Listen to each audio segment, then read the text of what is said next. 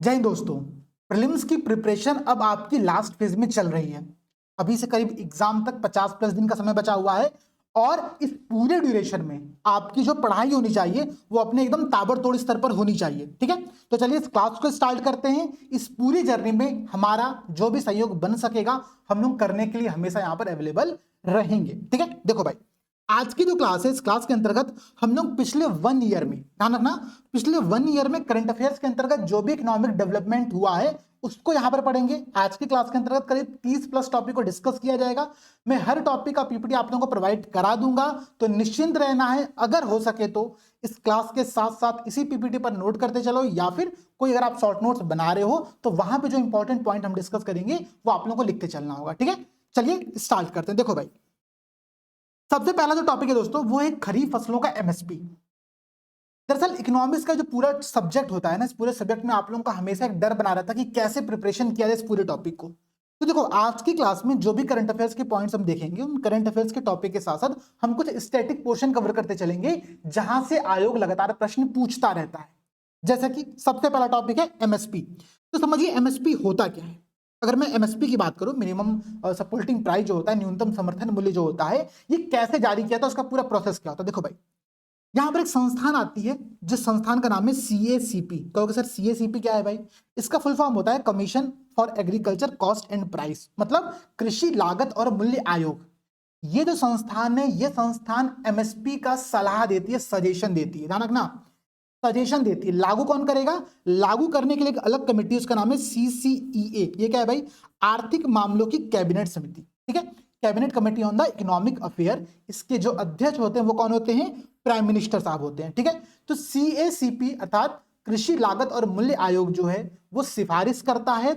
लागू कौन करता है? तो सीसीईए करता है, अर्थात cabinet committee on the economic affair करता है। ठीक है, इतनी बात क्लियर है। तो सीएसीपी की भूमिका क्या है और सीसीईए की भूमिका क्या है, इन दोनों टॉपिक पर पीवाईक्यू में प्रश्न बनकर के आया हुआ है। अब देखो भाई, एमएसपी का जो पूरा कॉन्सेप्ट है, ये एमएसपी का कॉन्सेप्ट 22 फसलों पर लागू होता है। सरकार 22 फसलों की क्या करती है? एमएसपी जारी करती है, जिसमें से 14 खरीफ फसलें हैं, 6 रबी फसलें और 2 अन्य कॉमर्शियल फसलें यहां पर शामिल होती हैं। ध्यान देना, 2 प्रश्न यहां से और भी बनता है। एक तो ये बनता है भाई कि एमएसपी कौन जारी करता है, कौन सजेशन देता है, कितनी फसलों पर लागू होता है। दूसरा जो प्रश्न बनता है वो प्रश्न ऐसे बनता है कि निम्नलिखित में से कौन सी फसलें रबी फसलें हैं, निम्नलिखित में से कौन सी फसलें खरीफ फसलें। तो ध्यान देना, अभी का जो टॉपिक है वो एक खरीफ फसलों के संदर्भ में। ठीक है, तो 14 फसलें जिन पर सरकार ने रिसेंट में एमएसपी की घोषणा की है, वो 14 फसलें कौन सी है, वो ये आपको यहां पर लिस्ट दिख रहा है। ठीक है, ध्यान देना, इस लिस्ट में याद क्या करना मैं बताऊंगा। एक बार आयोग ने प्रश्न पूछा था कि धान का रिसेंट में एमएसपी कितना है, तो भाई अब याद तो करना पड़ेगा।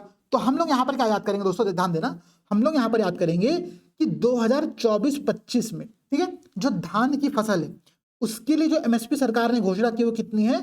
2300 रुपए। ठीक है, 2300 रुपए। तो पहला आंकड़ा यहां पर आप लोग ये याद करो कि धान की एमएसपी इस फाइनेंशियल ईयर के लिए 2300 रुपए यहां पर घोषित किया गया है। ठीक है, अब यहां पर कौन सा आंकड़ा याद करना है? अब पूरा चार्ट नहीं याद करना है। ठीक है, अब यहां पर आप लोगों को आंकड़ा याद करना है, वो याद करना है रामतिल के संदर्भ में। रामतिल क्या होता है भाई? इसको हम नाइजर सीड भी कहते हैं। ठीक है, नाइजर सीड भी कहते हैं। दरअसल इस खरीफ फसल के लिए सबसे अधिक एमएसपी में वृद्धि किया गया प्राइस के अकॉर्डिंग। ध्यान रखना, 983 रुपए की यहां पर वृद्धि की गई है, वो है रामतिल, नाइजर सीड इसको कहा जाता है। ठीक है, तो 2 पॉइंट हम लोग ध्यान रखने वाले हैं। धान जिसकी एमएसपी 2300 रुपए है, और नाइजर सीड में नाइजर सीड या फिर रामतिल में सबसे ज्यादा एमएसपी में वृद्धि की गई है मूल्य के अकॉर्डिंग, जो कि 983 रुपए है। ठीक है, तो 2 आंकड़े आप लोग को याद रखना है। एमएसपी के संदर्भ में आपने कुछ बेसिक पॉइंट देख लिया, सीएससीपी इसको सजेशन देता है, सीसीईए जिसके अध्यक्ष प्रधानमंत्री होते हैं वो इसको लागू करता है।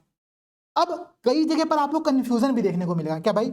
लोग कहते हैं कि 23 फसलों के लिए एमएसपी घोषणा किया था। नहीं, देखो, दरअसल 22 फसलें होती हैं प्लस एक शुगर केन होता है, गन्ना।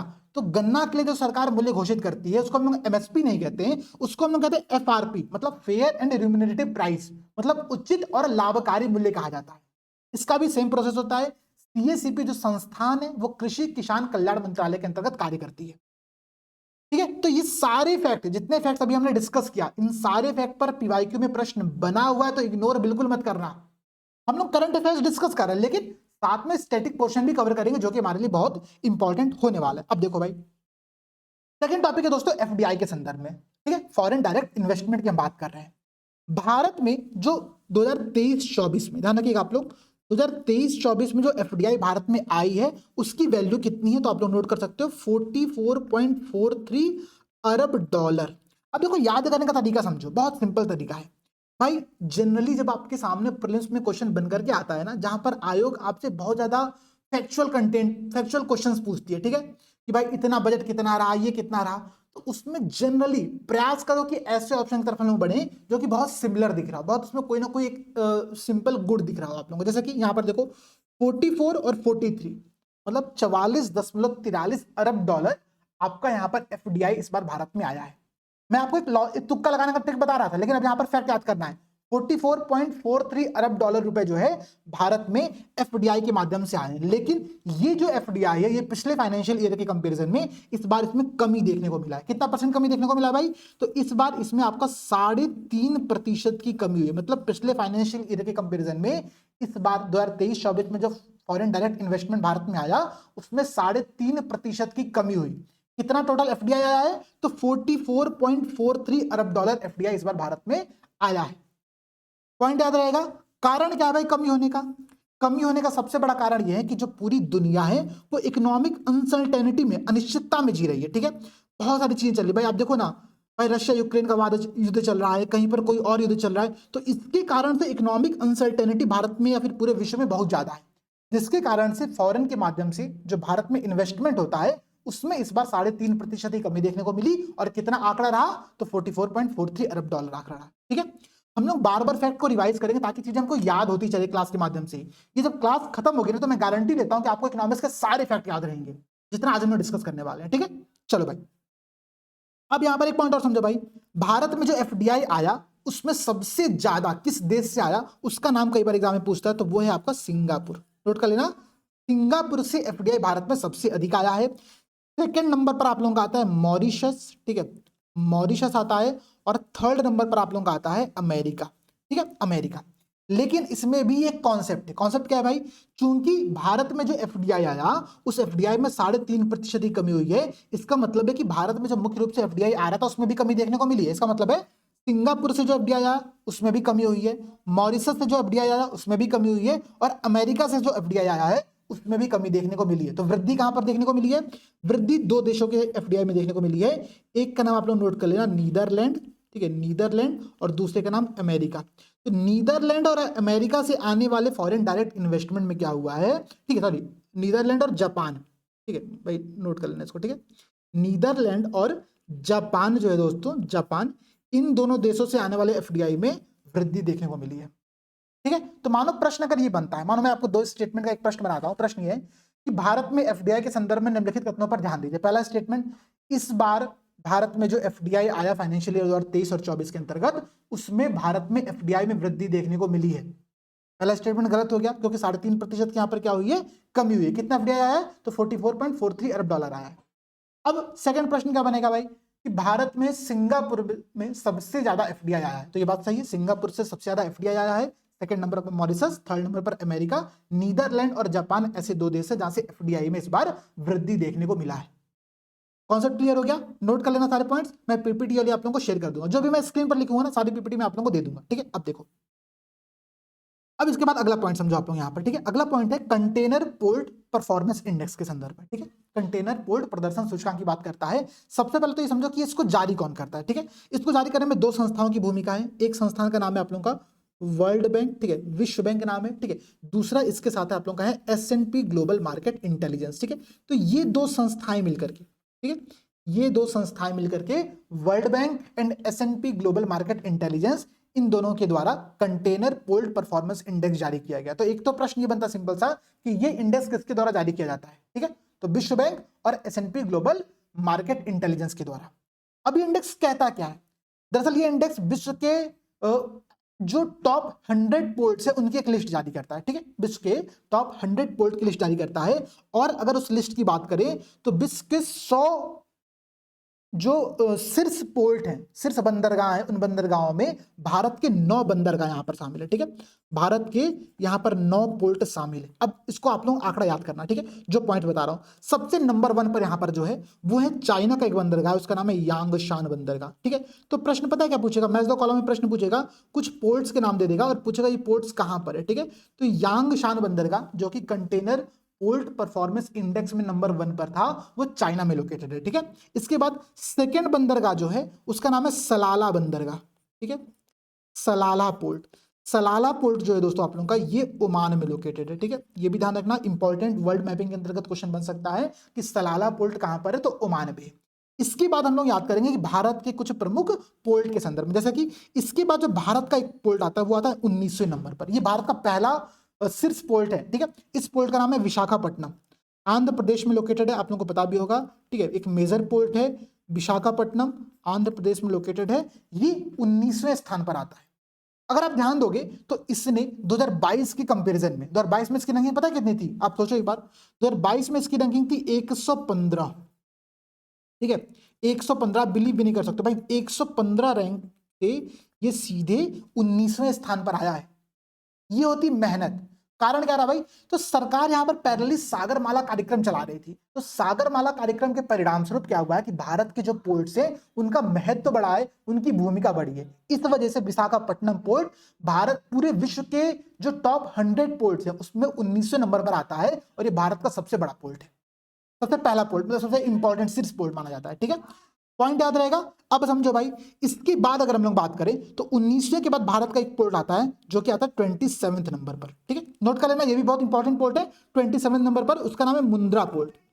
ठीक है, मुंद्रा पोर्ट। अब कहोगे सर मुंद्रा पोर्ट कहां पर है, तो गुजरात के कच्छ, ठीक है, जो गुजरात आपका स्टेट है, गुजरात के कच्छ क्षेत्र में मुंद्रा पोर्ट लोकेटेड है। ये बंदरगाह ना दरअसल भारत का पहला प्राइवेट बंदरगाह है। क्या है भाई, भारत का पहला प्राइवेट बंदरगाह है, इस बात को भी नोट कर लेना, और सबसे बड़ा कॉमर्शियल पोर्ट भी इसको माना जाता है। ठीक है, तो मुंद्रा पोर्ट जो कि गुजरात में है, भारत का पहला प्राइवेट पोर्ट है, इसकी वर्तमान रैंकिंग 27वें नंबर पर है।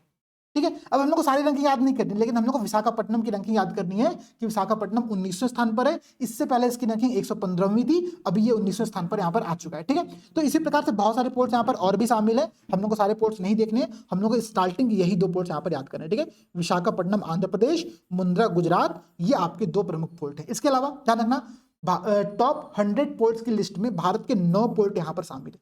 टॉप 100 पोर्ट की लिस्ट में भारत के 9 पोर्ट शामिल है। ये जो इंडेक्स है कंटेनर पोर्ट परफॉर्मेंस इंडेक्स, ये वर्ल्ड बैंक और S&P ग्लोबल मार्केट इंटेलिजेंस के द्वारा जारी किया जाता है। इसमें पहले स्थान पर चाइना का यांगशान पोर्ट है और ओमान का सलाला पोर्ट है। क्लियर, आगे बढ़ा जाए। चलो भाई देखो, अगर आप लोगों को इस पूरे टॉपिक को पढ़ने में समझने में कोई भी समस्या है कमेंट सेक्शन में जरूर बताना, हम लोग नेक्स्ट क्लास में उसको भी प्रॉपर सॉल्व कर लेंगे। ठीक है, अब देखो, तो आपका थर्ड पोर्ट है, जो फोर्थ आपको जो टॉपिक है, बहुत इंपॉर्टेंट टॉपिक है, वो है वधावन पोर्ट के संदर्भ में। अगर आपने रिसेंट के न्यूज देखा होगा तो आपने देखा होगा कि प्राइम मिनिस्टर मोदी जी के द्वारा क्या किया गया, इंडिया का लार्जेस्ट डीप वाटर पोर्ट को लॉन्च किया गया है।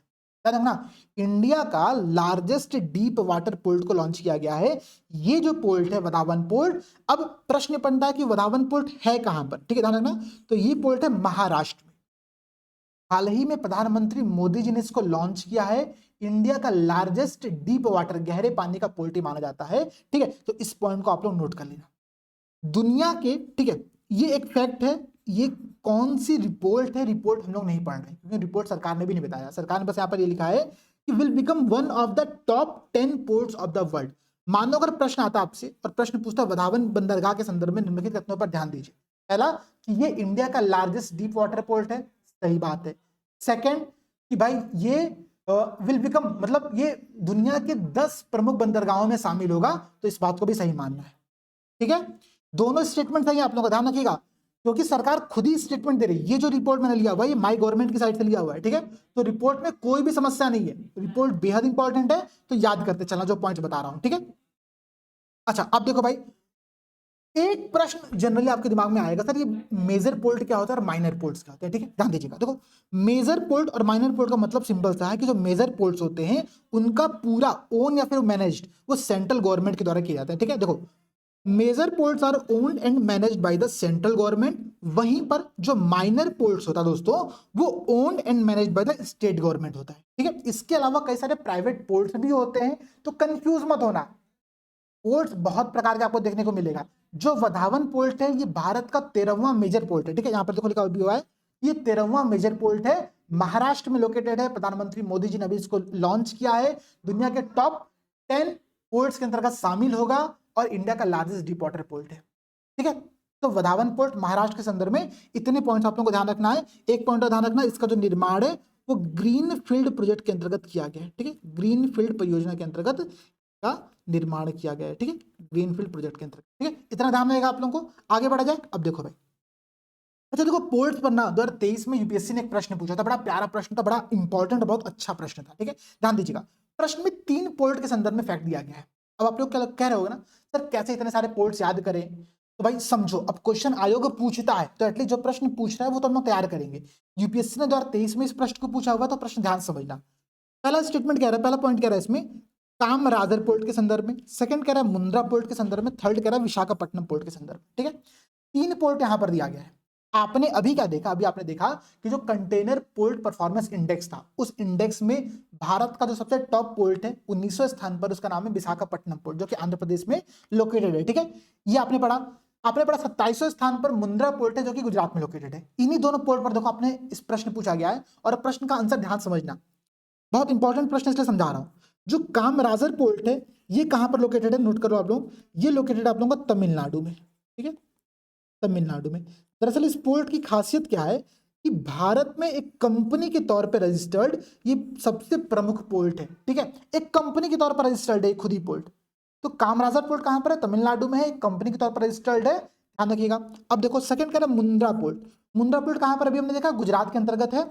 ये भारत में निजी स्वामित्व का सबसे बड़ा पोर्ट है, अडानी पोर्ट। ये जो कंपनी है अडानी पोर्ट, ये कंपनी इसको अपने अधिकार क्षेत्र में रखी हुई है, ठीक है। तो मुंद्रा पोर्ट गुजरात में है, अडानी पोर्ट कंपनी इसको स्वामित्व के अंतर्गत है ये, ठीक है। तो 2 बातें ध्यान रखिएगा। विशाखापट्टनम पोर्ट जिसकी 19वीं रैंकिंग थी, ध्यान रखिए आप लोग। ये यहां पर एक स्टेटमेंट दे रहा है कि ये भारत में सबसे बड़ा कंटेनर पोर्ट है, तो ये बात गलत है। देखो भारत में सबसे बड़ा कंटेनर पोर्ट आप लोगों का है महाराष्ट्र का जवाहरलाल नेहरू पोर्ट, जिसको हम लोग नेहा सेवा पोर्ट भी कहते हैं, ठीक है। तो जवाहरलाल नेहरू पोर्ट जो है ये भारत में सबसे बड़ा कंटेनर पोर्ट है। तो थर्ड स्टेटमेंट यहाँ पर गलत हो गया आप लोगों का, पहला और दूसरा सही है, तो इसका आंसर क्या सही हो गया, केवल 2 युग में सही हो गया। यूपीएससी के क्वेश्चंस का स्टैंडर्ड और क्वेश्चन का जो तरीका है थोड़ा सा अलग होता है यूपीपीसीएस के कंपैरिजन में, लेकिन जो फैक्ट हम लोग को देखना, फैक्ट हम लोग देख ही सकते हैं। मान लो प्रश्न पूछे यूपीपीसीएस में कि कामराजर पोर्ट कहां पर है, तमिलनाडु में, हमको पता रहेगा।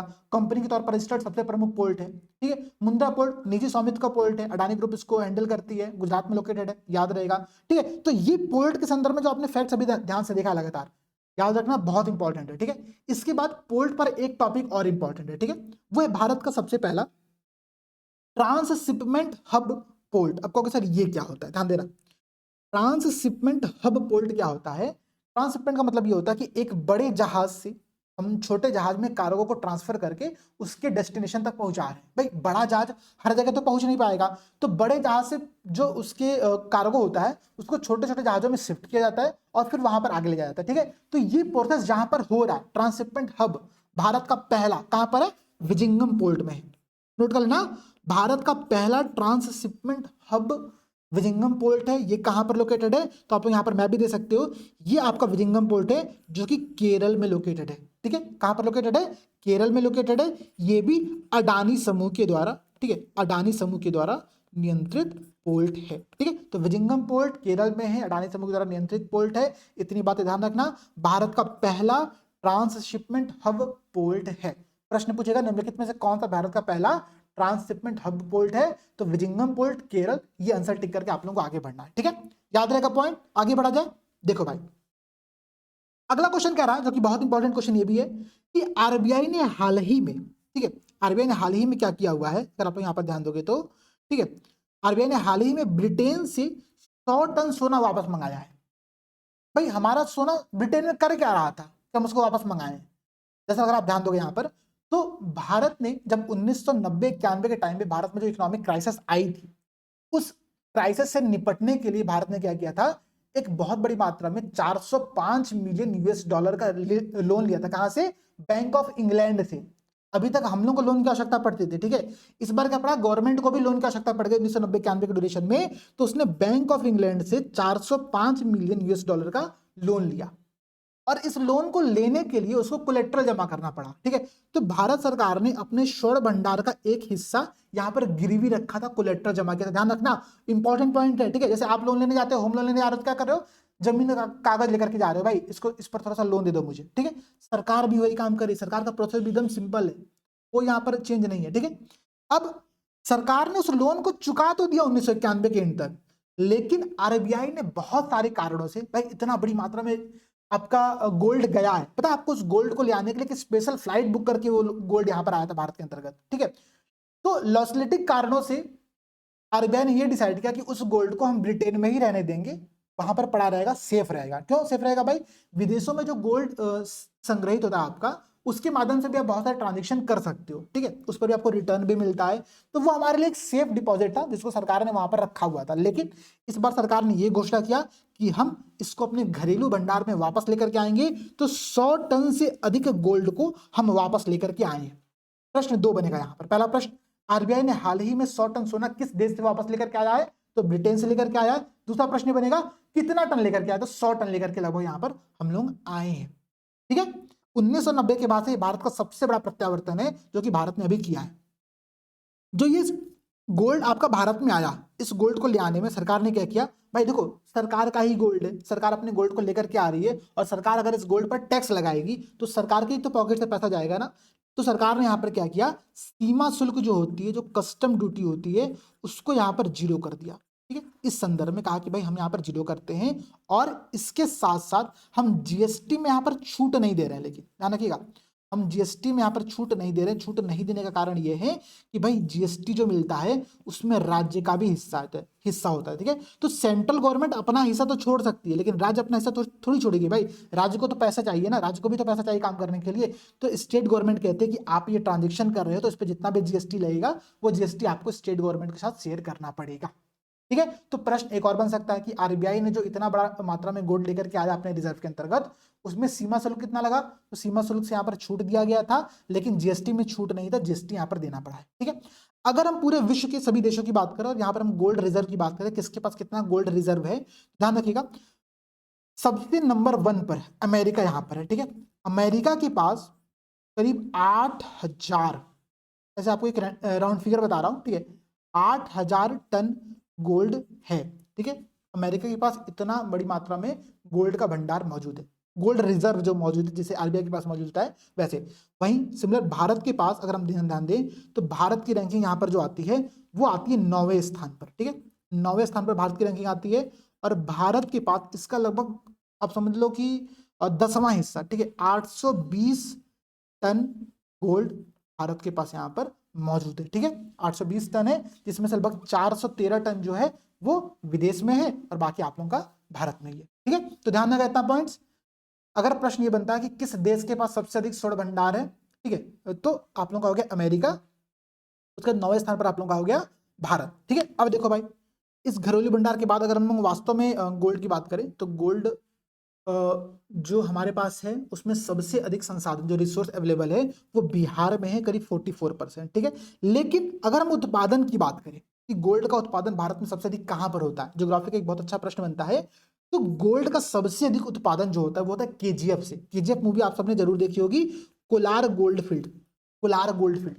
प्रश्न बनता है कि कोलार गोल्ड फील्ड कहां पर है, ठीक है, तो कर्नाटक में लोकेटेड है। भारत में जो टोटल गोल्ड का प्रोडक्शन होता है उसमें लगभग 80% कंट्रीब्यूशन कर्नाटक के कोलार गोल्ड फील्ड का होता है, ठीक है, कर्नाटक के कोलार गोल्ड फील्ड का होता है। इतनी बातें ध्यान रखना। तो आरबीआई के संदर्भ में एक ये पूरा पॉइंट आप लोगों को ध्यान रहा, इंपॉर्टेंट पॉइंट था, अच्छा पॉइंट था। आई होप की पॉइंट आप लोगों को यहाँ पर समझ में आया होगा, ठीक है। अब देखो भाई, अब हम लोग थोड़ा सा और आगे बढ़ेंगे और कुछ इंपॉर्टेंट पॉइंट को यहाँ पर समझने का प्रयास करेंगे, ठीक है। एक रिसेंट में करेंसी जारी किया गया, उस करेंसी का नाम है जिग करेंसी। किसने जारी किया भाई? देखो, जिग का मतलब है ZIG, ठीक है, ZIG। ZI क्या रिप्रेजेंट करता है? जिम्बाब्वे को रिप्रेजेंट करता है। जी क्या रिप्रेजेंट करता है? गोल्ड को रिप्रेजेंट करता है, ठीक है। तो जिम्बाब्वे देश के द्वारा एक करेंसी जारी किया गया, इसका नाम है जिग, जो कि नई गोल्ड समर्थित करेंसी है। गोल्ड समर्थित करेंसी है। दरअसल इससे पहले जिम्बाब्वे जो करेंसी थी उसका नाम था जिम्बाब्वे डॉलर, ध्यान रखिएगा, जिम्बाब्वे डॉलर उस करेंसी का नाम था। ये करेंसी का जो वैल्यू था वहां पर इतनी बड़ी मात्रा में इकोनॉमिक क्राइसिस आ गया कि इन्फ्लेशन बहुत ज्यादा बढ़ गया और इस करेंसी की जो वैल्यू होती है अवमूल्यन हो गया, डिवैल्यूएशन हो गया इस करेंसी का, ठीक है। तो चूंकि अवमूल्यन हो गया तो इस करेंसी को रिप्लेस करके जिम्बाब्वे की सरकार ने जिम्बाब्वे गोल्ड जिग करेंसी जारी की है। जिग क्या है? तो एक नई गोल्ड बेस्ड करेंसी है जो कि जिम्बाब्वे की करेंसी है। ये बात याद रहेगी, यही करेंसी आप लोग यहाँ पर करेंसी देख भी सकते हो, ठीक है। तो ये जिम्बाब्वे सरकार ने जारी किया है। तो प्रश्न क्या बनेगा? हाल ही में चर्चा में रहा जिग किस देश की करेंसी है? किसकी है? तो जिम्बाब्वे की है, ठीक है। चलो भाई आगे बढ़ते हैं। अब देखो, अगर हम लोग भारत के शीर्ष ट्रेडिंग पार्टनर्स की बात करें, व्यापारिक साझेदार की बात करें, तो ये रिपोर्ट बहुत इंपॉर्टेंट है, ठीक है। ये रिपोर्ट दरअसल जारी किया है किसके द्वारा? जीटीआरआई के द्वारा। जीटीआई क्या है भाई? ग्लोबल ट्रेड रिसर्च इंस्टीट्यूट, ठीक है। ग्लोबल ट्रेड रिसर्च इंस्टीट्यूट के द्वारा भारत के सभी प्रमुख ट्रेडिंग पार्टनर्स की लिस्ट यहां पर जारी किया गया, व्यापारिक साझेदारों की लिस्ट जारी किया गया, ठीक है। ये कौन सी ईयर की बात हम लोग कर रहे हैं? तो फाइनेंशियल ईयर 2023-24 की बात कर रहे हैं, ध्यान देना, ठीक है। फाइनेंशियल ईयर 2023-24 की बात कर रहे हैं। जीटीआरआई के इस रिपोर्ट के अकॉर्डिंग नंबर 1 पर कौन है? तो देखो आप यहाँ पर लिखा भी हुआ है कि चाइना जो है उसने यूएस को पिछाड़ करके नंबर 1 की रैंकिंग हासिल कर ली है, ठीक है। यूएस को पिछाड़ करके China beats US to emerge as the largest trading partner of the India. मतलब चाइना आप लोगों का नंबर 1 पर है। किसको पिछाड़ा है? तो अमेरिका को पिछाड़ा, मतलब अमेरिका नंबर 2 पर होगा। थर्ड आप लोग ध्यान रखना, यहाँ पर आप लोगों का था यूएई, ठीक है, यूनाइटेड अरब अमीरात। तो अगर प्रश्न पूछे कि हाल ही में जीटीआरआई की रिपोर्ट के according, global trade research institute की रिपोर्ट के अकॉर्डिंग भारत के शीर्ष व्यापारिक साझेदार में नंबर 1 पर कौन है? तो चाइना है। चाइना ने अभी हाल ही में अमेरिका को पीछे छोड़ा है। इससे पहले की जो कंडीशन थी 2022-23 में अमेरिका नंबर 1 पर था, उसको अमेरिका को हटा करके चाइना नंबर 1 पर बन गया है। इसलिए ये पॉइंट और भी इंपॉर्टेंट है, ठीक है। इसलिए ये पॉइंट आप लोगों का और भी इंपॉर्टेंट है। ध्यान रखना, भारत के साथ चाइना की, ठीक है, इसके प्रोडक्ट को हमेशा बायकॉट किया था कि भाई चाइना प्रोडक्ट को बायकॉट करो, चाइना प्रोडक्ट बहुत खराब है, ये वो इतनी सारी चीज चलती है, लेकिन फिर भी चाइना भारत का सबसे बड़ा ट्रेडिंग पार्टनर यहाँ पर है, ठीक है। बातें क्लियर है? और समझो यहाँ पर कुछ पॉइंट, अगर हम बात करें तो भारत का चाइना के साथ जो ट्रेड है उसमें हमारा जो एक्सपोर्ट है वो एक्सपोर्ट भी बढ़ा है। ध्यान रखना, जो चाइना से जो हमारा एक्सपोर्ट, जो हमारा निर्यात, जो भारत निर्यात करता है चाइना को, उसमें करीब 9% की वृद्धि हुई है। जबकि चाइना से भारत जो इंपोर्ट करता है उसमें करीब 3% की वृद्धि हुई है। मतलब यहाँ पर भारत थोड़ा सा अच्छी कंडीशन में है कि हम निर्यात ज्यादा कर रहे हैं चाइना को, उसमें वृद्धि ज्यादा कर रहे हैं इंपोर्ट के कंपेरिजन में, ठीक है। तो 3 पॉइंट ध्यान रखना है, नंबर 1 पर चाइना, सेकंड नंबर पर अमेरिका, थर्ड नंबर पर यूएई, ठीक है। जीटीआरआई की रिपोर्ट है, इतना हमारे लिए सफिशिएंट है, इंपॉर्टेंट है, तो इस रिपोर्ट को यहाँ पर नोट कर लेना, ठीक है। अगला पॉइंट देखो भाई, ठीक है, देखो यहाँ पर लिखा भी हुआ है, बहुत सारे पॉइंट यहाँ पर लिखा भी हुआ है कि India's export to China rose by the 8.7%, ठीक है। तो करीब 9% की वृद्धि भारत के एक्सपोर्ट में चाइना में हुई है। ये बात हम लोग को यहाँ पर ध्यान रखनी है, ठीक है। ये बात हम लोग को यहाँ पर क्या करनी है? ध्यान रखनी है। अब देखो अगला पॉइंट, प्रवाह पोर्टल। ये प्रवाह पोर्टल क्या है भाई? अगर हम प्रवाह पोर्टल की बात करें, मैं आप लोगों को प्रवाह लिख भी देता हूँ यहाँ पर, देखो यहाँ पर लिखा भी हुआ है प्रवाह पोर्टल, ठीक। सबसे पहली बात, जो प्रवाह पोर्टल ये किसके द्वारा है? तो आरबीआई के द्वारा इसको स्टार्ट किया गया, ठीक है क्या प्रवाह पोर्टल? तो यहाँ पे देखो लिखा हुआ है विनियामक आवेदन, मान्यता और प्राधिकृति के लिए प्लेटफॉर्म। मतलब इंग्लिश समझना, प्रवाह का ही फुल फॉर्म है अंग्रेजी में, देखो, platform for the regulatory application, validation and authorisation. ये है प्रवाह, PRAVAH, प्रवाह पोर्टल। तो प्रवाह पोर्टल किसके द्वारा शुरू किया गया? आरबीआई के द्वारा शुरू किया गया, ठीक है। और केवल प्रवाह पोर्टल नहीं, दरअसल आरबीआई ने इसके साथ साथ 2 अन्य इनिशिएटिव भी स्टार्ट किया है, मैं आपको बताता हूँ, ध्यान समझना। एक का नाम है रिटेल, ठीक है, रिटेल डायरेक्ट मोबाइल ऐप, ठीक है। इसके माध्यम से क्या कर सकते हैं, जो भी कंपनियां हैं, ठीक है, वो गवर्नमेंट सिक्योरिटीज में जो सरकारी प्रतिभूतियां होती हैं उसमें अपने मोबाइल फोन के माध्यम से, स्मार्टफोन के माध्यम से इन्वेस्टमेंट कर सकती है, ठीक है। तो for easy investment in the government security, G Sec के लिए आरबीआई ने रिटेल डायरेक्ट मोबाइल एप्लीकेशन यहाँ पर लॉन्च किया है, ठीक है। इसके अलावा ध्यान रखना, इसके अलावा आरबीआई ने यहाँ पर एक इनिशिएटिव और स्टार्ट किया जिसका नाम है फिनटेक रिपोजिटरी। आपको सर ये फिनटेक क्या होता है? देखो, फिनटेक का मतलब बहुत सिंपल सा है, फाइनेंशियल टेक्नोलॉजी, मतलब वित्तीय क्षेत्र में तकनीक का प्रयोग को हम लोग फिनटेक नाम देते हैं, ठीक है। ऐसे जितनी भी कंपनियां होती हैं उनको हम लोग फिनटेक कंपनियां कहते हैं। जैसे अगर मैं भारत के फिनटेक इनिशिएटिव की बात करूं तो सबसे प्रमुख इनिशिएटिव यहाँ पर आता है जनधन योजना, ठीक है। हाल ही में जनधन योजना के 10 साल पूरे हुए, ठीक है। 10 ईयर ऑफ जनधन योजना, ये सबसे इंपॉर्टेंट पॉइंट है, ठीक है। जनधन योजना जो आप लोगों का है, ध्यान रखिएगा, सेलिब्रेटिंग प्रधानमंत्री जनधन योजना national mission for the financial inclusion completes 10 year of successful implementation. ये एक बहुत इंपॉर्टेंट टॉपिक है। हम लागू होने के 10 साल पूरे कर रहे हैं, ठीक है। जनधन योजना 2014 में आई होगी, ठीक है, 2024 चल रहा है, तो 2015 में 1 साल पूरा हुआ, 2016 में 1 साल, तो इस प्रकार से 2025 में 10 साल पूरा होगा, लेकिन लागू होने के 10 साल अभी पूरे हो चुके हैं, इसलिए सरकार इसको यहाँ पर सेलिब्रेट कर रही है, ठीक है। इसलिए सरकार यहाँ पे क्या कर रही है, इसको सेलिब्रेट कर रही है, ठीक है। तो देखो आरबीआई ने 3 पोर्टल स्टार्ट किया, 3 इनिशिएटिव स्टार्ट किया। प्रवाह पोर्टल, प्रवाह पोर्टल क्या है, सभी प्रकार के जितने भी ऑथराइजेशन वैलिडेशन एप्लीकेशन से, दरअसल एक सेंट्रलाइज ऑनलाइन प्लेटफॉर्म है जहां पर जो इंडिविजुअल हैं, जो एंटिटी हैं, वो क्या कर सकते हैं, यहाँ पर आरबीआई से किसी भी प्रकार के अप्रूवल के लिए सिंगल विंडो क्लियरेंस फॉर्मेट एक सिस्टम में प्रवाह, तो यहाँ पर उसके लिए एप्लीकेशन दे सकते हैं, ठीक है। तो प्रवाह आरबीआई का सिंगल विंडो क्लियरेंस है, बस इतना सिंपल सा याद रखो, ठीक है। ये एंटिटीज के लिए भी, व्यक्तिगत लोगों के लिए भी है और किसी कंपनी के लिए भी है, तो ये 2 पॉइंट समझना है। इसके अलावा आरबीआई ने retail direct mobile application launch किया, जो कि गवर्नमेंट सिक्योरिटी में इन्वेस्टमेंट को ईजी बनाता है। इसके अलावा फिनटेक रिपोजिटरी लॉन्च किया है। फिनटेक रिपोजिटरी क्या होता है, फिनटेक मतलब ऐसी जितनी भी कंपनी जो कि फाइनेंशियल सेक्टर में टेक्नोलॉजी का प्रयोग कर रही होती है। एग्जांपल मैंने आपको दिया जनधन जो योजना सरकार की है, ठीक है, जिसमें ट्रिनिटी का प्रयोग किया गया, मोबाइल जनधन आधार कार्ड योजना, ठीक है, ये सब चीजें यहाँ पर यूज किया गया। तो फिनटेक रिपोजिटरी भी सरकार ने यहाँ पर, आरबीआई ने यहाँ पर बनाई हुई है। 3 बातें ध्यान रहेंगी। प्रश्न पूछेगा कि हाल ही में किसने प्रवाह पोर्टल को लॉन्च किया, तो आरबीआई ने लॉन्च किया।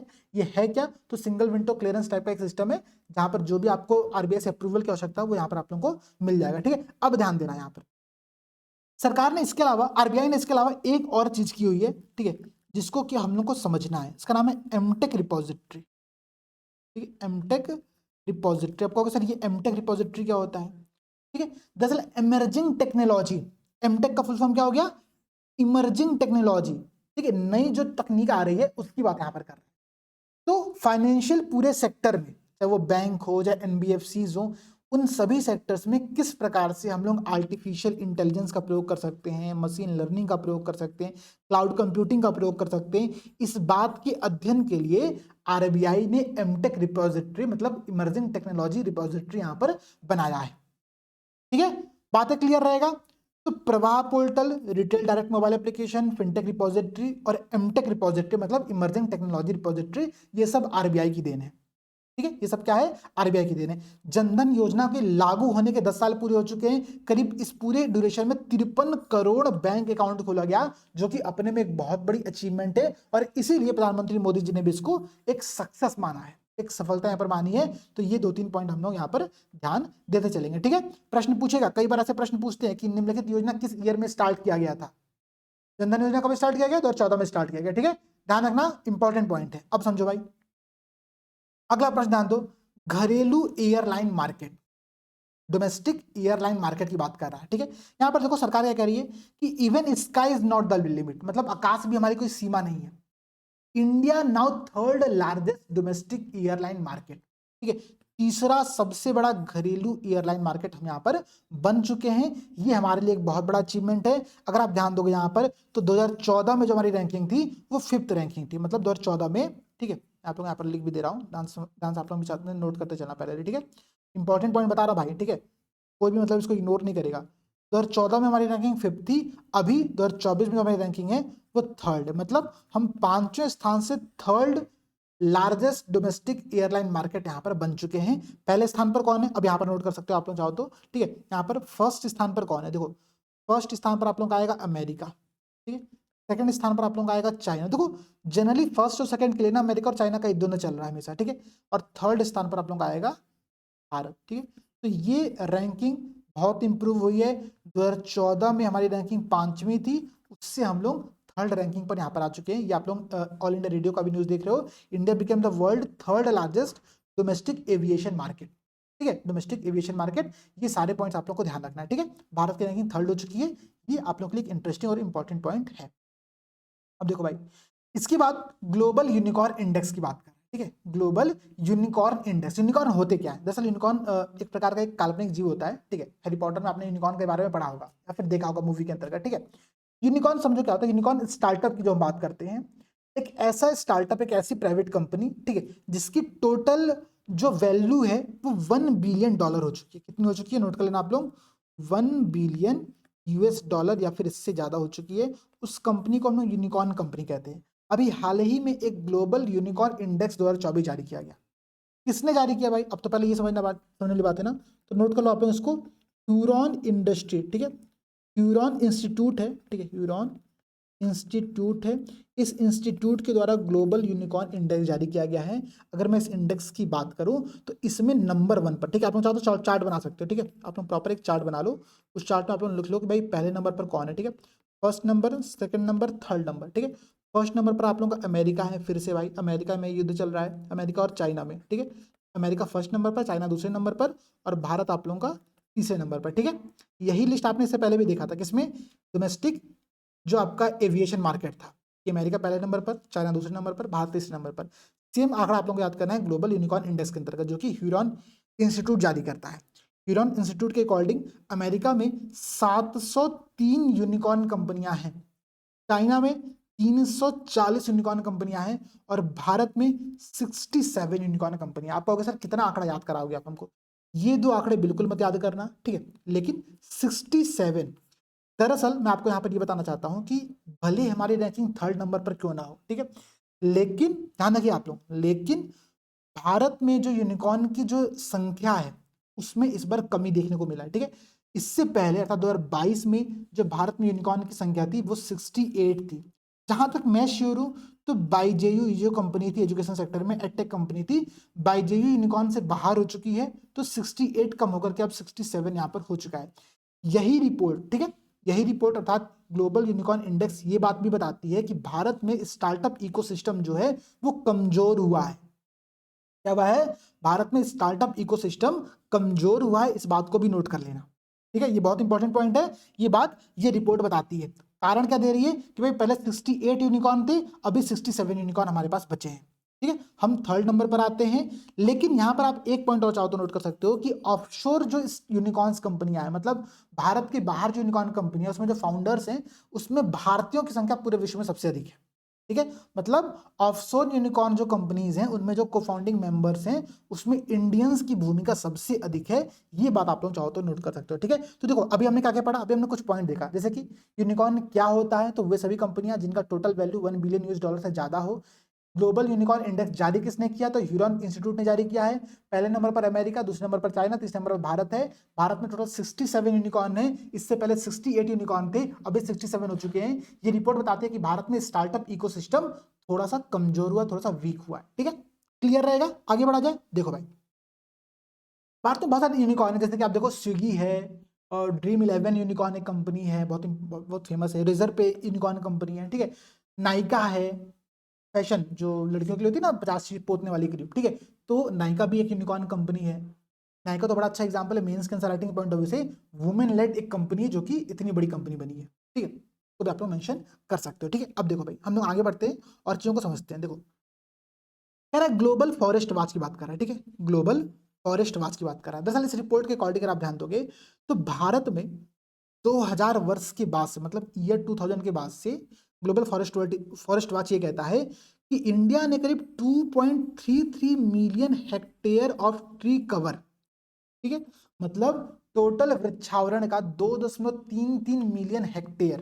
अब याद करने का तरीका समझो, ठीक है, 2 हो गया, पॉइंट लगा, 3 हो गया, ठीक है, तो 2.3 मिलियन हेक्टेयर। इससे पहले मैंने आप लोगों को एक आंकड़ा याद कराया था कि भारत में जो टोटल एफडीआई आ रहा है, ठीक है, भारत में जो टोटल एफडीआई आ रहा है उसका आंकड़ा मैंने आप लोगों को याद करता, मैंने कहा था देखो भाई कुछ कुछ हम लोग को सिमिलरिटीज के कॉन्सेप्ट पर ना याद करने का तरीका समझना पड़ेगा। जैसे कि 44.43, ठीक है, अरब डॉलर एफडीआई भारत में आया, ठीक है।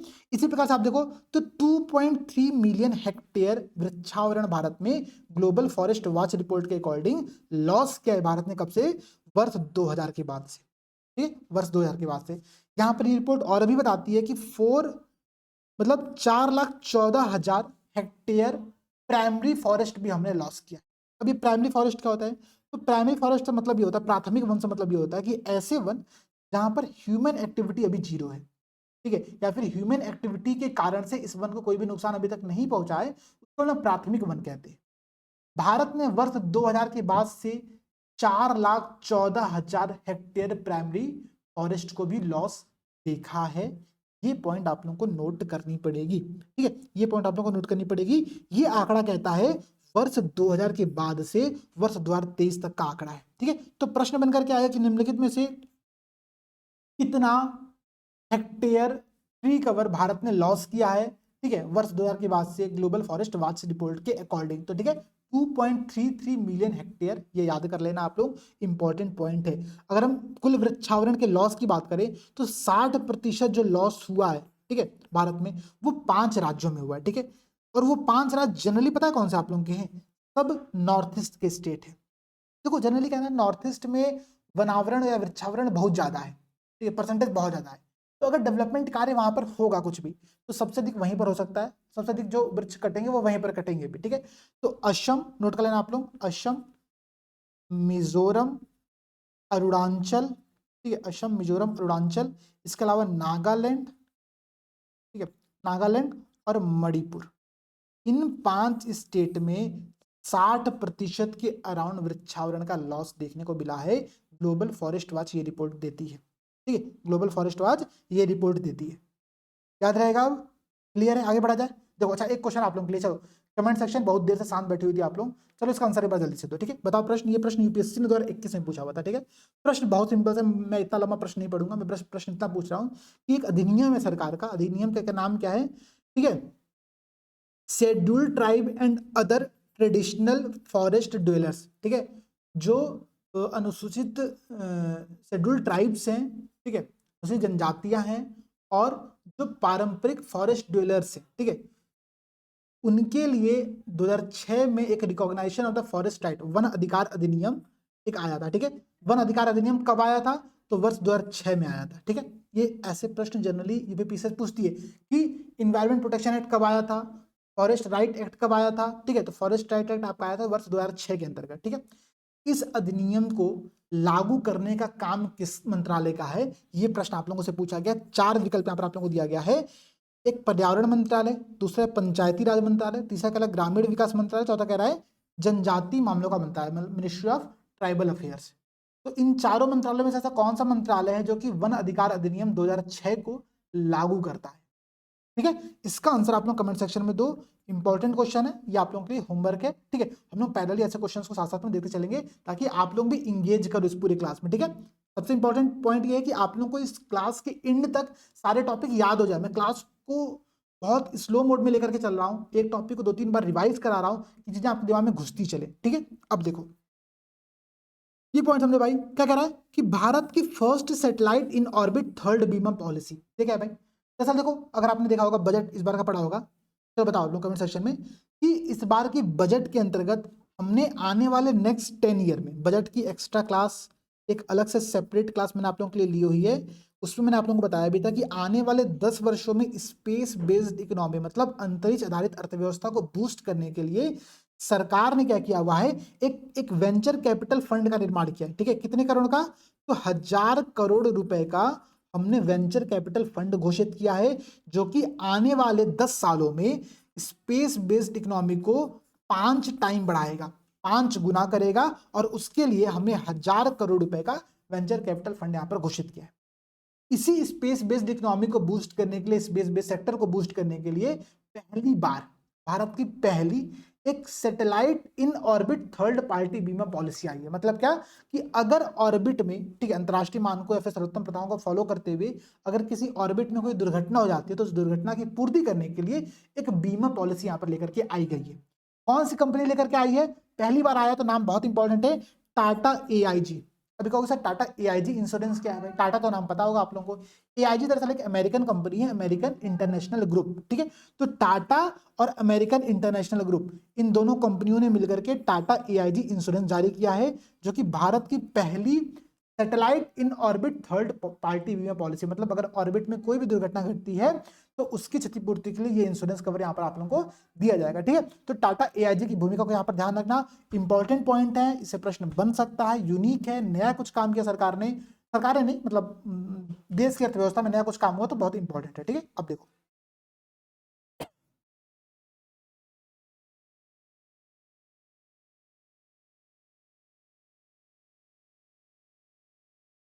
ये टॉपिक बहुत इंपॉर्टेंट है, ठीक है। अभी आप तक आपने इससे पहले एक पॉइंट पढ़ा था, भारत में टोटल एफडीआई कैसे आया, कितना आ रहा है, ठीक है। हमने देखा कि 44.43 अरब डॉलर का एफडीआई भारत में आया है, जिसमें 3.5% की कमी देखने को मिली है। सिंगापुर नंबर 1 पर था, आपने ये पॉइंट पढ़ा था अभी, ठीक है।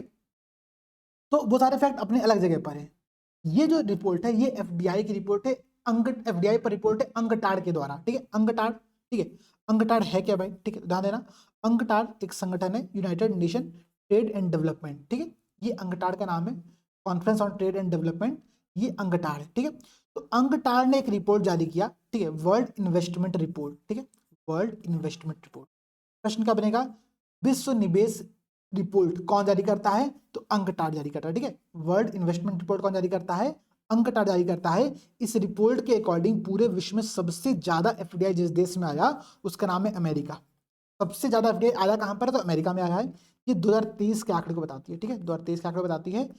सेकंड नंबर पर आप लोगों का आता है फिर चाइना, ठीक है। तो अमेरिका और चाइना में तो भिड़ंत हमेशा ही बनी हुई है लगातार, ठीक है। कभी चाइना ऊपर है, कभी अमेरिका ऊपर है। तो कहाँ कहाँ पे कौन ऊपर है ना, अभी हम लोग रिवीजन करते समय इस बात को एक बार फिर से देखेंगे, ठीक है।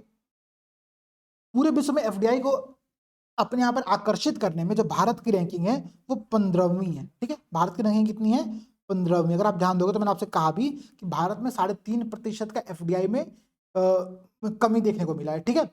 यही ये रिपोर्ट भी कहता है। 2022 में जो भारत की रैंकिंग थी वो 8वीं थी, 2022 में जो भारत की रैंकिंग थी वो 8वीं थी, और वो अभी घट करके कितनी हो चुकी है, 15वीं हो चुकी है।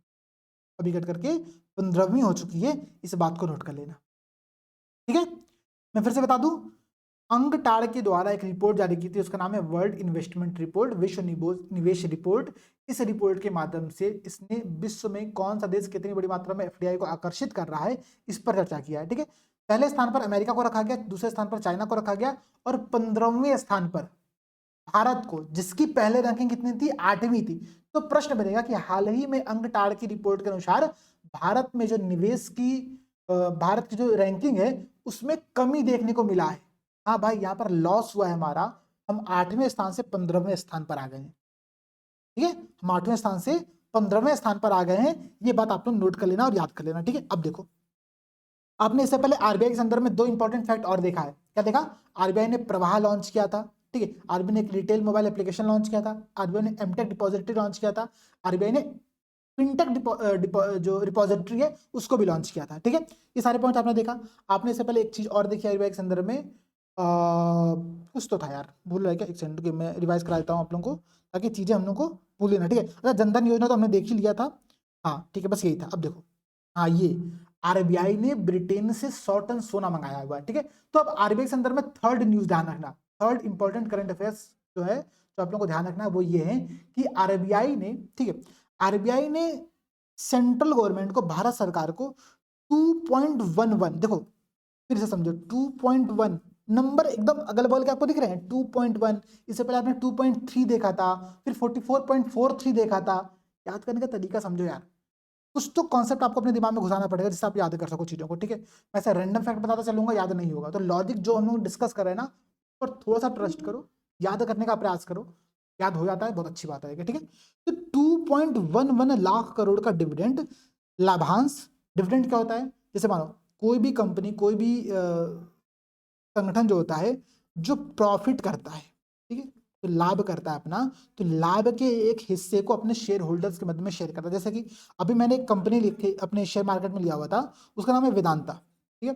तो वेदांता क्या करती है ना, हर 3 महीने पर, 4 महीने पर अपने शेयर होल्डर्स को कुछ डिविडेंड देती है, मतलब अपने लाभ का कुछ हिस्सा अपने शेयर होल्डर्स के मध्य में शेयर करती है, ठीक है। तो जैसे मान लो उसने कहा कि भाई कि हम पर शेयर 4 रुपए डिविडेंड देंगे, ठीक है, पर शेयर 4 रुपए डिविडेंड देंगे।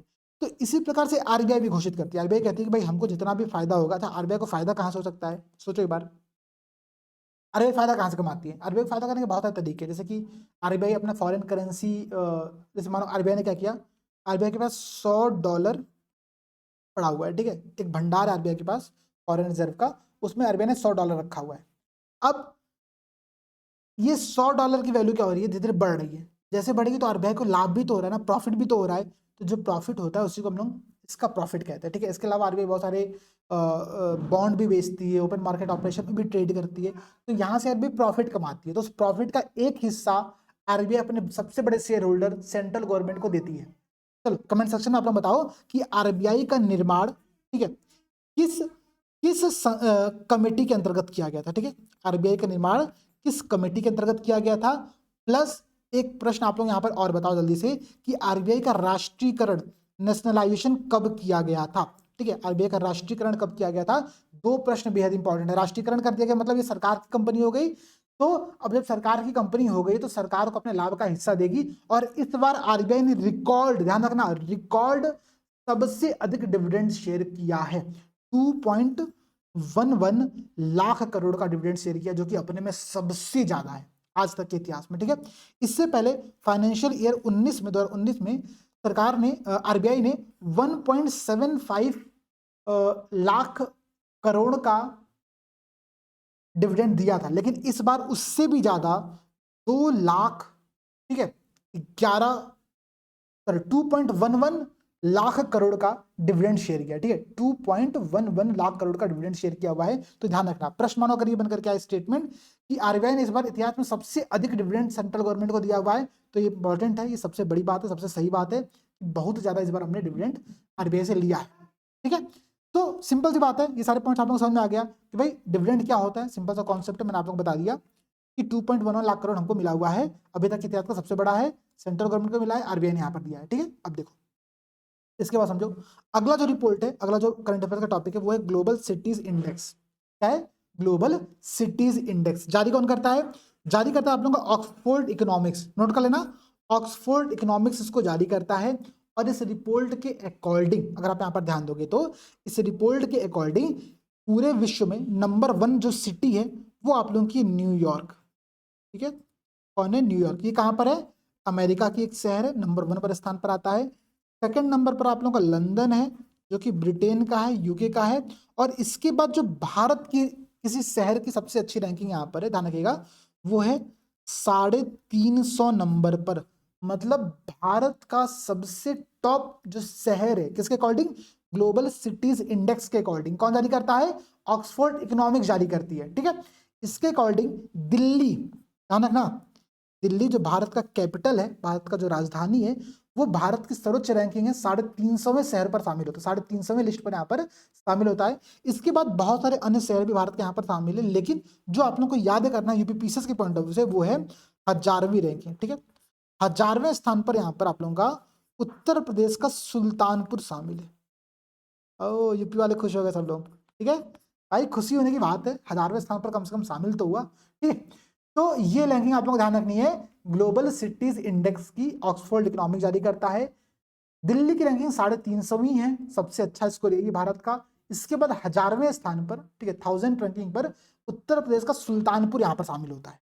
ठीक है, उत्तर प्रदेश का सुल्तानपुर शामिल होता है। ग्लोबल सिटीज इंडेक्स जो कि ऑक्सफोर्ड इकोनॉमिक जारी करती है, ये 5 कैटेगरीज, 5 श्रेणियों में अपना पूरा इवेल्युएशन करके जारी करती है। ठीक है, कौन सी 5 श्रेणियां, ध्यान रखना, प्रश्न पूछ सकता है, कई बार इससे पहले पूछा भी गया है। ठीक है, इकोनॉमिक्स अर्थशास्त्र है, ह्यूमन कैपिटल मानव पूंजी है, क्वालिटी ऑफ लाइफ मतलब जीवन की गुणवत्ता है, इन्वायरमेंट मतलब पर्यावरण, और गवर्नमेंट गवर्नेंस मतलब प्रशासन। तो इन 5 कैटेगरीज को ध्यान में रखते हुए, ठीक है, इन 5 श्रेणियों को ध्यान में रखते हुए global cities index Oxford economics के द्वारा बनाया जाता है, जिसमें पहले स्थान पर न्यूयॉर्क है अमेरिका का, सेकंड पर यूके का, ब्रिटेन का लंदन है, उसके बाद 350 स्थान पर दिल्ली और 1000वें स्थान पर सुल्तानपुर है। ठीक है, पॉइंट क्लियर हो गया भाई? अच्छा पॉइंट था, अच्छा इंपॉर्टेंट टॉपिक डिस्कस कर लिया हम लोगों ने। आगे देखो भाई, अब अगला प्रश्न देखो, अगला करें फूड वेस्ट इंडेक्स, मतलब खाना बर्बादी इंडेक्स। ठीक है, खाना बर्बादी इंडेक्स क्या आता है भाई, समझना आप लोग। दरअसल अगर हम यूएनडीपी की रिपोर्ट की बात करें, ठीक है, तो यूएनडीपी के अकॉर्डिंग 83 मिलियन लोग भूख से हमारे देश में, पूरे दुनिया में लड़ रहे हैं। ठीक है, ये जो रिपोर्ट है फूड वेस्ट इंडेक्स रिपोर्ट, ये यूएनईपी की रिपोर्ट है। ठीक है, किसकी रिपोर्ट है? यूएनईपी की रिपोर्ट है, यूनाइटेड नेशन एनवायरनमेंट प्रोग्राम की रिपोर्ट है। ठीक है, यूएनईपी की रिपोर्ट है, इसका नाम है फूड वेस्ट इंडेक्स। ठीक है, फूड वेस्ट इंडेक्स। इस रिपोर्ट के अकॉर्डिंग ध्यान दीजिएगा, एक इंपॉर्टेंट पॉइंट बताता हूँ। इस रिपोर्ट के अकॉर्डिंग सबसे ज्यादा जो खाना की बर्बादी करते हैं, पता है कौन करते हैं? शहरी लोग करते हैं, जो अपने आप को मॉडर्न बनते हैं ना, जो अपने अपने आप को सभ्य घोषित करते हैं। ठीक है, सो कॉल्ड सभ्य घोषित करते हैं, शहरी लोग सबसे अधिक खाना की बर्बादी करते हैं।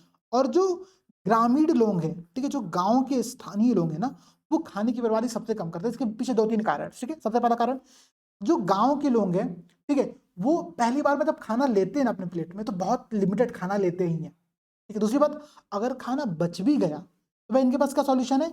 इनके पास सॉल्यूशन ये है कि इनके यहाँ पालतू जानवर होता है, ठीक है, गाय भैंस बकरी, तो ये लोग क्या करते हैं, उस अनाज को उस जानवर को खिला देते हैं। आपको पता है फूड का वेस्ट जो होता है ना, फूड के वेस्ट से सबसे बड़ी मात्रा में कार्बन का एमिशन होता है। कार्बन का उत्सर्जन का सबसे प्रमुख कारण ये भी है, ठीक है, सबसे प्रमुख कारण क्या है, ये भी है। याद रहेगा इतनी बातें।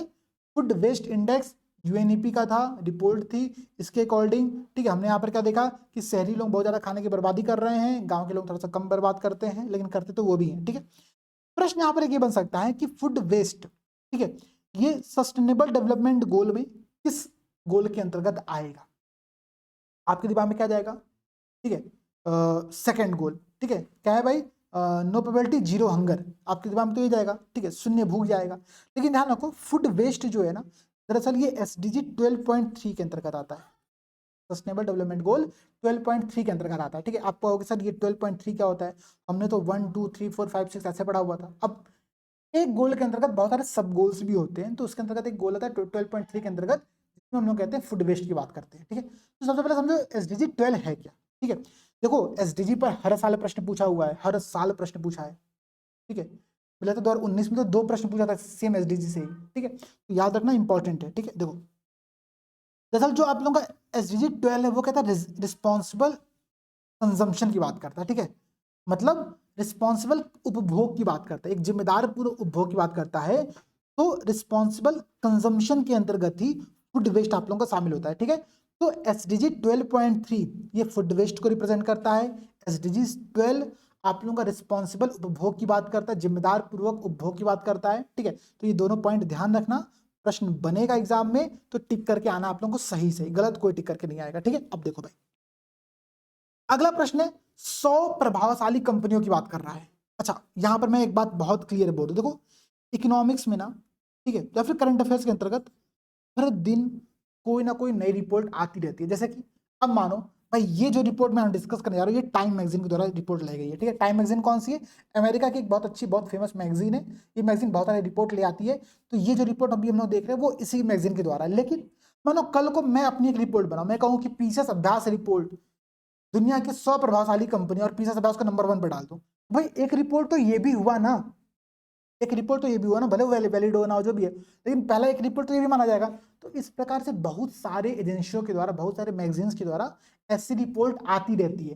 तो सबसे पहले बात आप लोग को ये ध्यान में रखना कि हम लोग किस मैगजीन या फिर किस संस्थान के रिपोर्ट को याद कर रहे हैं। तो ये रिपोर्ट है टाइम मैगजीन की, जो कि 100 प्रभावशाली कंपनियों की बात करती है। दरअसल इस रिपोर्ट के अंतर्गत क्या होता है समझना कि जितने भी विश्व की सबसे अच्छी अच्छी कंपनियां 100 कंपनियां उनकी एक लिस्ट जारी की जाती है, ठीक है। भारत की यहाँ पर 3 प्रमुख कंपनियां शामिल हुई हैं, इसलिए ये बहुत इंपॉर्टेंट बन जाता है, ठीक है, ध्यान रखना। देखो सबसे इंपॉर्टेंट है कि पायनियर कैटेगरी में बहुत सारी कैटेगरीज के अंतर्गत ये लिस्ट जारी होती है, तो मोस्ट इन्फ्लुएंशियल कंपनीज के अंतर्गत, ठीक है। तो पायनियर कैटेगरीज के अंतर्गत एक कंपनी हम लोग की है जिसका नाम है सीरम इंस्टीट्यूट ऑफ इंडिया, ठीक है, सीरम इंस्टीट्यूट ऑफ इंडिया, इसको पायनियर्स कैटेगरी में शामिल किया गया, ठीक है, पायनियर्स कैटेगरी में शामिल किया गया है। भाई आपको पता होगा ये दुनिया की सबसे बड़ी वैक्सीन निर्माता कंपनी है, ठीक है। अभी ये मलेरिया पर काम कर रही है, बहुत बड़ी मात्रा वैक्सीन का निर्माण कर रही है। यहाँ पर देखो लिखा भी हुआ है it's game changing malaria vaccine, ठीक है।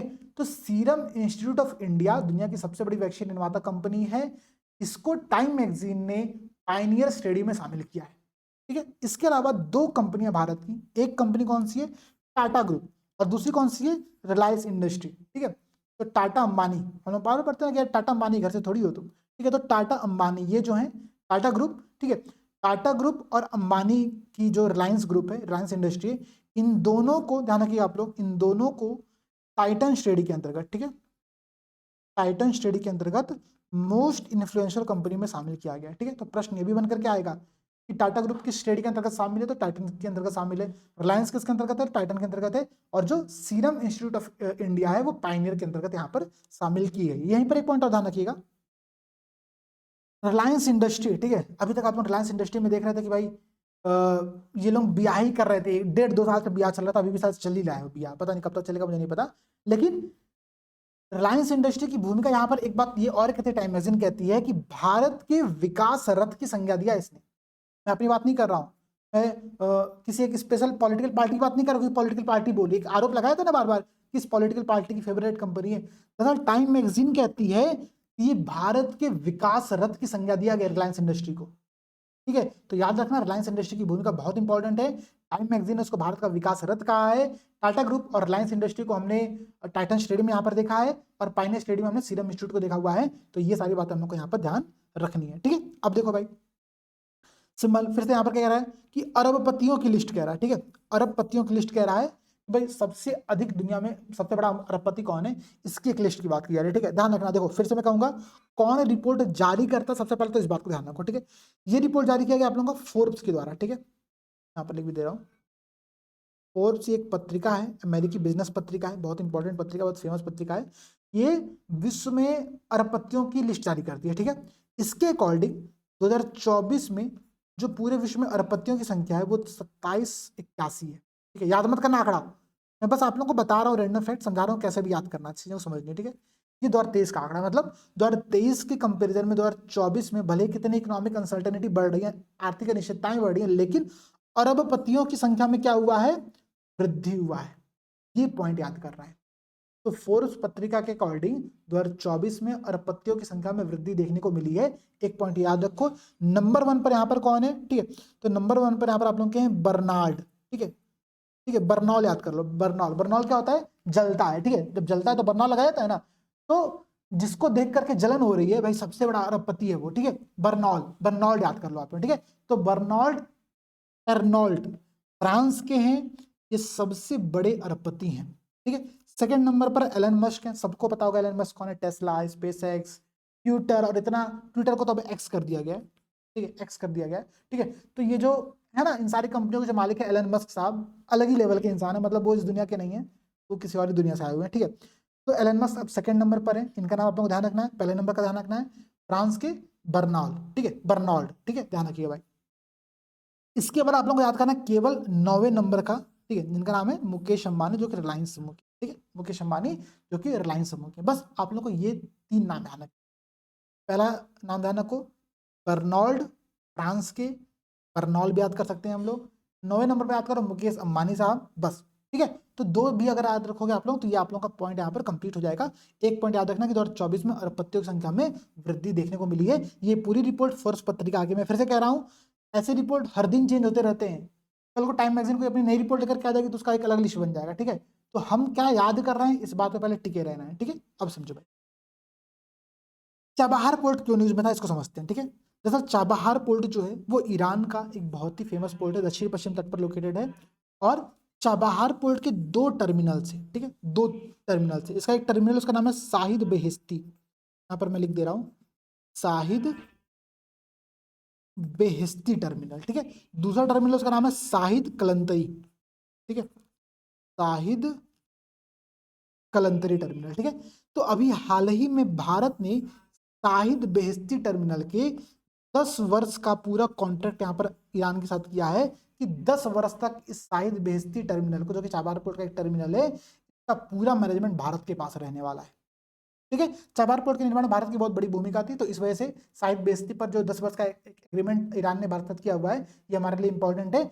ये इंपॉर्टेंट इस वजह से भी है कि इस चाबहार पोर्ट के माध्यम से भारत से हम कोई भी सामान को, ठीक है, अफगानिस्तान या फिर मिडिल एशिया तक हम लोग डिलीवर कर सकते हैं बिना पाकिस्तान से गए हुए। तो देखो पाकिस्तान हमारे साथ यार एक बड़ा अजीब सा रिलेशन भारत और पाकिस्तान का। ठीक है भाई, पड़ोसी है तो छोड़ भी नहीं सकते हैं, और दुश्मन सबसे बड़ा हमारा वही है। ठीक है, तो इस वजह से पाकिस्तान से कई बार जाने बहुत एक चुनौतीपूर्ण कार्य होता है। इसलिए भारत ने एक अल्टरनेटिव रूट बनाया यहाँ पर कि हम ईरान के चाबहार पोर्ट से होकर के अफगानिस्तान तक और बाकी अन्य मिडिल ईस्ट तक, मिडिल एशिया तक हम अपने सामान का डिलीवर कर सकते हैं। ये इस पोर्ट की भूमिका है। तो भारत ने शाहिद बेहिश्ती टर्मिनल पर 10 वर्ष का एग्रीमेंट यहाँ पर किया है। ठीक है, शाहिद बेहिश्ती टर्मिनल पर 10 वर्ष का एग्रीमेंट किया है, ये बात ध्यान रखना है आप लोगों को। ठीक है, अब देखो भाई इसके बाद एक इंपॉर्टेंट पॉइंट है यूरोपियन फ्री ट्रेड एसोसिएशन एफ्टा। अब सर ये एफ्टा क्या होता है। ठीक है, देखो एफ्टा के अंतर्गत 4 देश शामिल होते हैं, पहले बताओ इस बात को समझना। एफ्टा के अंतर्गत 4 देश यहाँ पर शामिल होते हैं, उनका नाम है लिंचेस्टीन, नॉर्वे, आइसलैंड और स्विट्जरलैंड। ठीक है, ये है एफ्टा, है ना। मैं फिर से बता रहा हूँ, प्रश्न पूछेगा कि एफ्टा, क्योंकि अभी न्यूज में था, भारत ने एफ्टा के साथ एक एग्रीमेंट साइन किया हुआ है, ठीक है, स्वतंत्र व्यापार समझौता, इसको हमने टेपा का नाम दे रहे हैं, ठीक है, मैं यहाँ पर लिख भी दे रहा हूँ टेपा, देखो यहाँ पर लिखा भी हुआ है TEPA, trade and economic partnership agreement, TEPA. तो भारत ने हाल ही में टेपा एग्रीमेंट साइन किया किसके साथ, इफ्टा के साथ। इफ्टा क्या है, तो यूरोपियन फ्री ट्रेड क्या है, एसोसिएशन, फ्री ट्रेड एसोसिएशन है एफ्टा, ठीक है।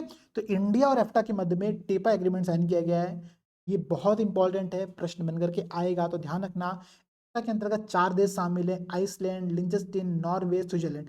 ये चारों देश यूरोपियन यूनियन के पार्ट नहीं है, और इन्होंने भारत के साथ यहाँ पर एक एग्रीमेंट साइन किया है।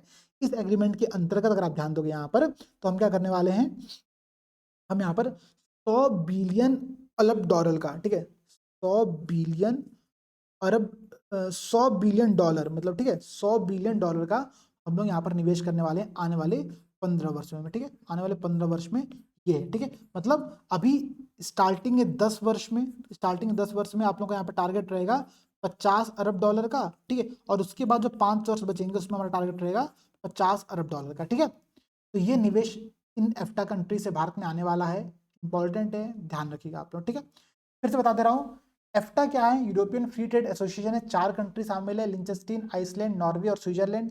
ये चारों यूरोपियन यूनियन के पार्ट नहीं है। भारत ने एफ्टा के साथ टेपा एग्रीमेंट साइन किया, trade and economic partnership agreement, ठीक है।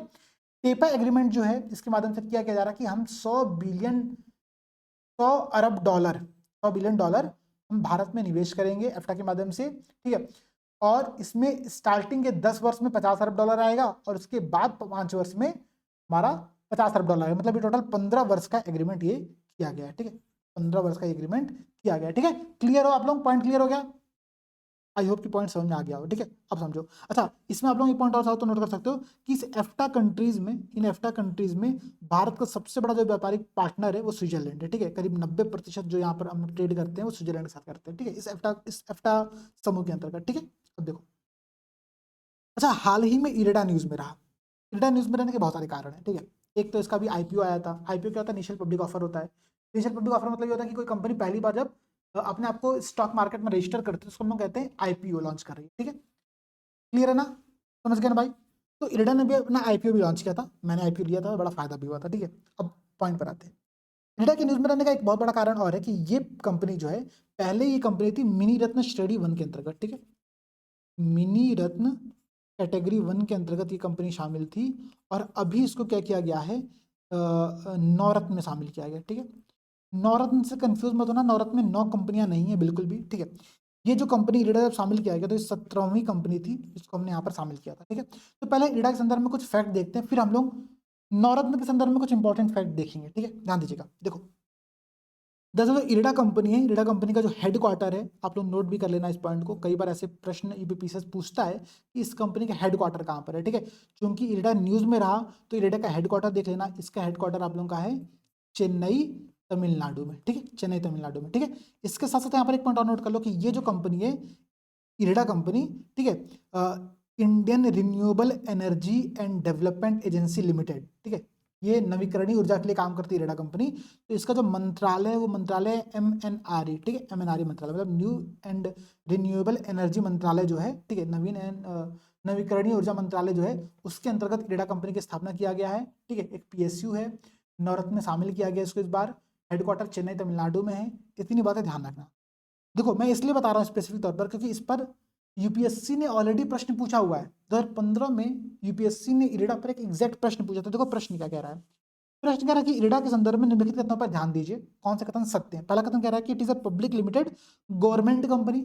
सेकंड कह रहा है कि इट इज अ NBFC मतलब नॉन बैंकिंग फाइनेंशियल कंपनी। अब आपको बताना है कि इरेडा के संदर्भ में दिए गए दोनों स्टेटमेंट में से कौन सा स्टेटमेंट सत्य है।